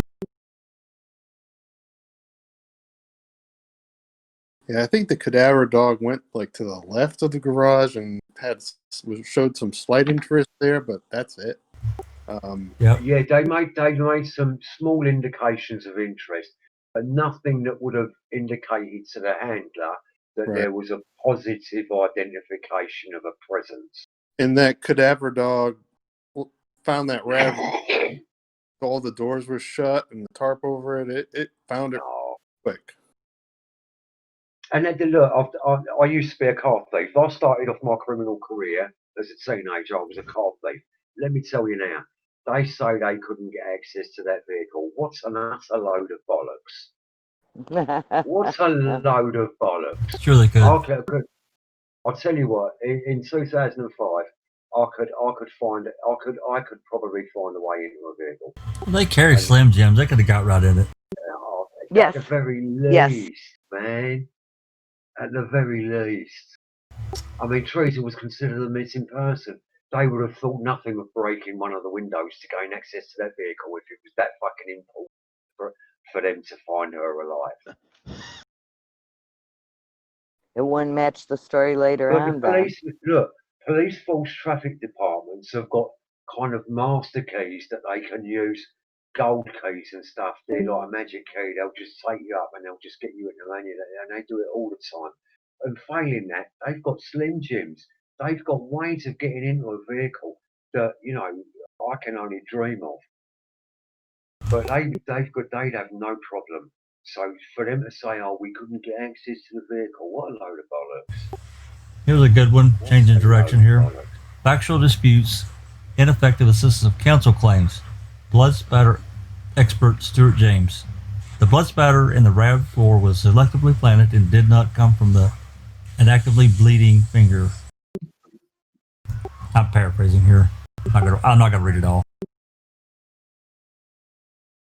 And then they go off and say, oh, well, James, you know, he couldn't account for all these number of variables. I think he did pretty good. Oh, didn't she say that they had said, oh, there's any number of ways there could have been flakes of blood inside that car? Oh, yeah, that's what the state said. Yeah, that's Zellner made a comment, I think, on one of the charts about them saying that. Yeah, just like they can say, well, they could never replicate the experiment, whatever they did, and take into consideration Fabian's particular senses, how his sense of smell worked. And I'm like, what are you talking about? Of course you can't replicate anything. It's an experiment. It's not 100% replica of that. That's why you conduct an experiment and see where it's going to lead you. Yet they want this perfection anyways. But and even by mimicking as long as it's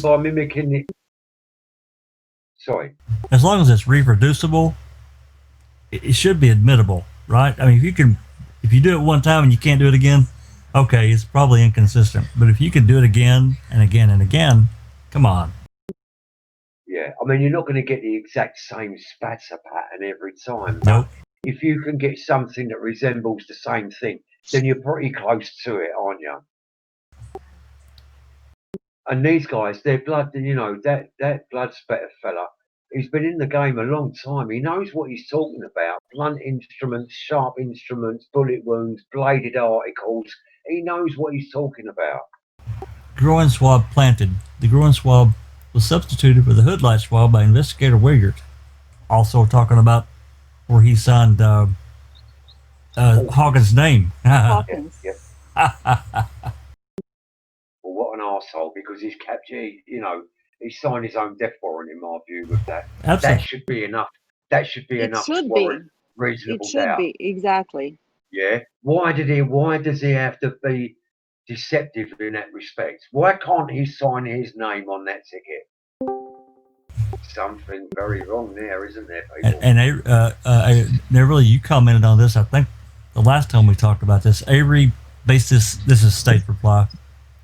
Avery based his scenario entirely on the failure of the nurse to note on her report that the groin swab had been taken but discarded. Exactly. Get him, Neverly. Get him. Yep. Get him, Neverly. If Go it's after not documented, it didn't happen, and that's what they were counting on, and they know that because it happens all the time. And as investigators, they should know that as well, that you dot your I's and cross your T's, and you document any anomaly, and that was one of them. And why do they do that? Yeah, nefarious reasons, that's why. Liability. Yeah. I would have been, I mean, look, medical kind of professionals, even nurses or technicians who are only taking groin swabs and kind of DNA samples and stuff, I would have thought that they would have had to have been certain for themselves as to the content of the warrant. So they probably would have, no one's going to, a nurse would have to be given the instruction by the duty doctor to do that procedure. So the duty doctor would have had to have satisfied himself with the terms and the conditions and the content of that warrant. That's a pretty significant mistake. Pretty significant. You know what I'm saying? So for her to say, oh, well, I was doing a thing, but I mistakenly took the groin swab, well, I don't accept that, because you should have seen what was on the warrant. You should have seen what samples were required. Why would you have seen the warrant and taken the groin swab by mistake? That doesn't make any sense. And if it is a mistake, because we're all human and nobody's perfect and we make mistakes, then you document it. You explain it, in somewhere. What I mean, this is what happened. I mean is especially when it's a hospital and it's a criminal case, right? People in the medical profession. Oh, absolutely. People in the medical profession are always wary of doing something that might later come to bite them in the arse. Yep. And they teach you that real quick.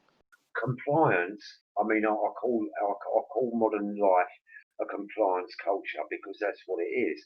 We have to tick the boxes that says we've advised this client of this and we've advised them of that, and their human rights and all the Race Relations Act and all the rest of it. So they would have been worried, because they're always wary of being sued later on. Yep. So medical malpractice. Yep. That's right. So they want to make sure that they would need to see the contents of that warrant before the procedure even started. And if they didn't ask to see the warrant, or if they weren't shown the warrant, then it was withheld from them, and the instruction for the groin swab would have been given by the officers reading it. Now, if it isn't on the warrant, why are they fucking reading it? And if that's what you do, and you're assigned to do that, to take DNA, fingerprints, and whatever else for the state, that's your job. That's like looking at the consent. Right, yeah, I As I get that. said, you know, I work in a Nevertheless, surgery center. Yeah, go ahead. I understand, yeah, I understand, but nevertheless, if someone was to come into you and say, look, we want you to take these samples, would you insist on reading the warrant? Of course, you got to see what you're supposed to do, and you're going to sign that. So then it wasn't a mistake, was it, Neverly? No. It was done by design. Exactly, especially after he forged somebody else's Name. signature to go along with all of that, right? I'll be back in a second. So you cannot explain that. Now, did Zellner ever say how she determined it was forged? I remember seeing something about the way that some of the numbers were written down, like 2 slashes And and names. one. But do you know? Does anybody know that?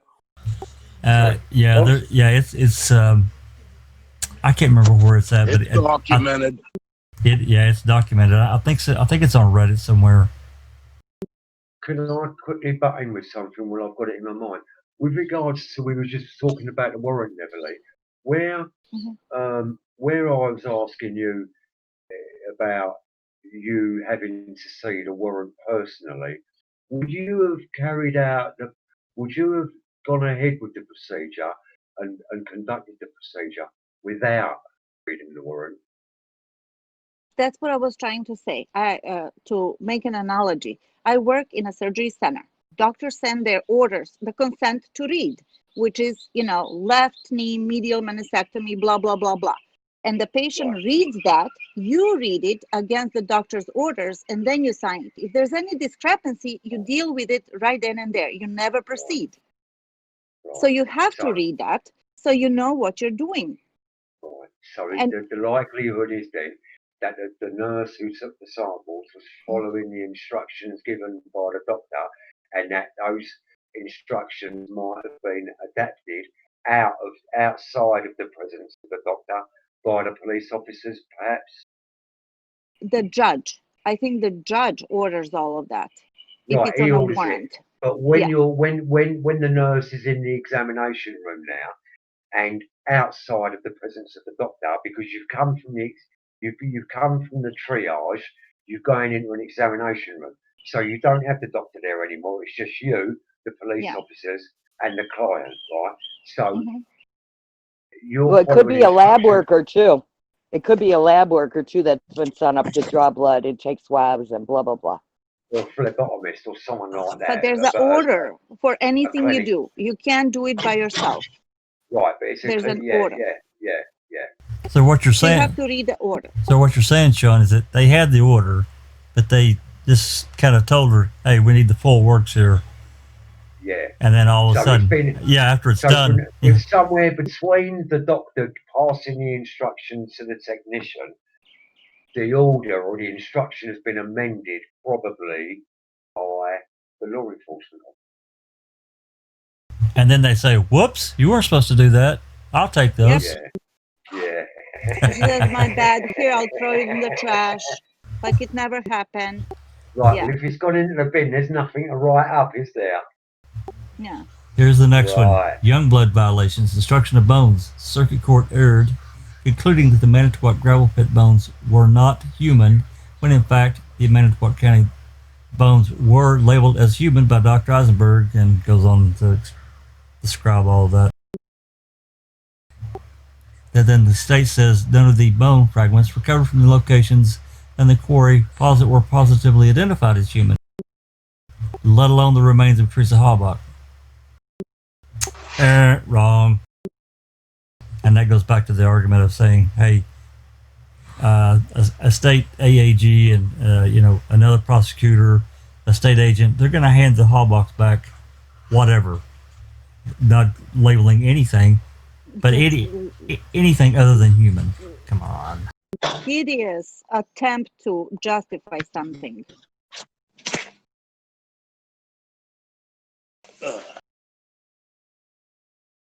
Yeah, you just don't do something like that. No, you don't.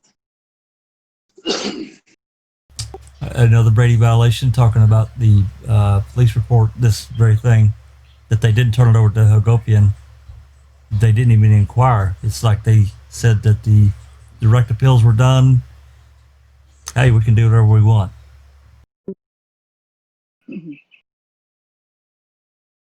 I don't know. That would be an easy explanation. I think that it's more nefarious than that. But that's just my personal opinion. So do I. I think it's far more nefarious. Yep. Remember, because at the same time, like next year or the year before, it was the new DNA testing that was coming that was more sensitive, that you could determine DNA results in 2 hours. That's right. Remember that? Yeah, that was about that that time. So they scared were them like, to oh death my and they God, got exactly. sloppy. Oh shit, we got to get rid of these. Here, Hallbucks, have them. What's the name of that doctor? I can't remember his name now. Just needs a small amount. Doesn't even need to use the whole sample. Right. The anti-rapid DNA. That's it right there. Anti-rapid DNA. And the FBI and stuff started looking at that to use it in 2010. And then suddenly in 2011, they immediately give the bones back. And they were using them on the firefighters and 9/11 people, right? So it works. It's accepted in other states. I don't know about Wisconsin, but it's a new technology. And that's what happens with new technology. That's why you preserve the biological evidence, potentially, or already determined, whatever you call it. And it has to be acceptable because it was repeatable. That's a big part of, being accepted at court and trial. It being repeatable. That's the end of the chart. So if anybody's, that's the end of what I've got to say. Well, kind of conscious of the time now. Yeah, we're pushing a little over 2 hours now. So.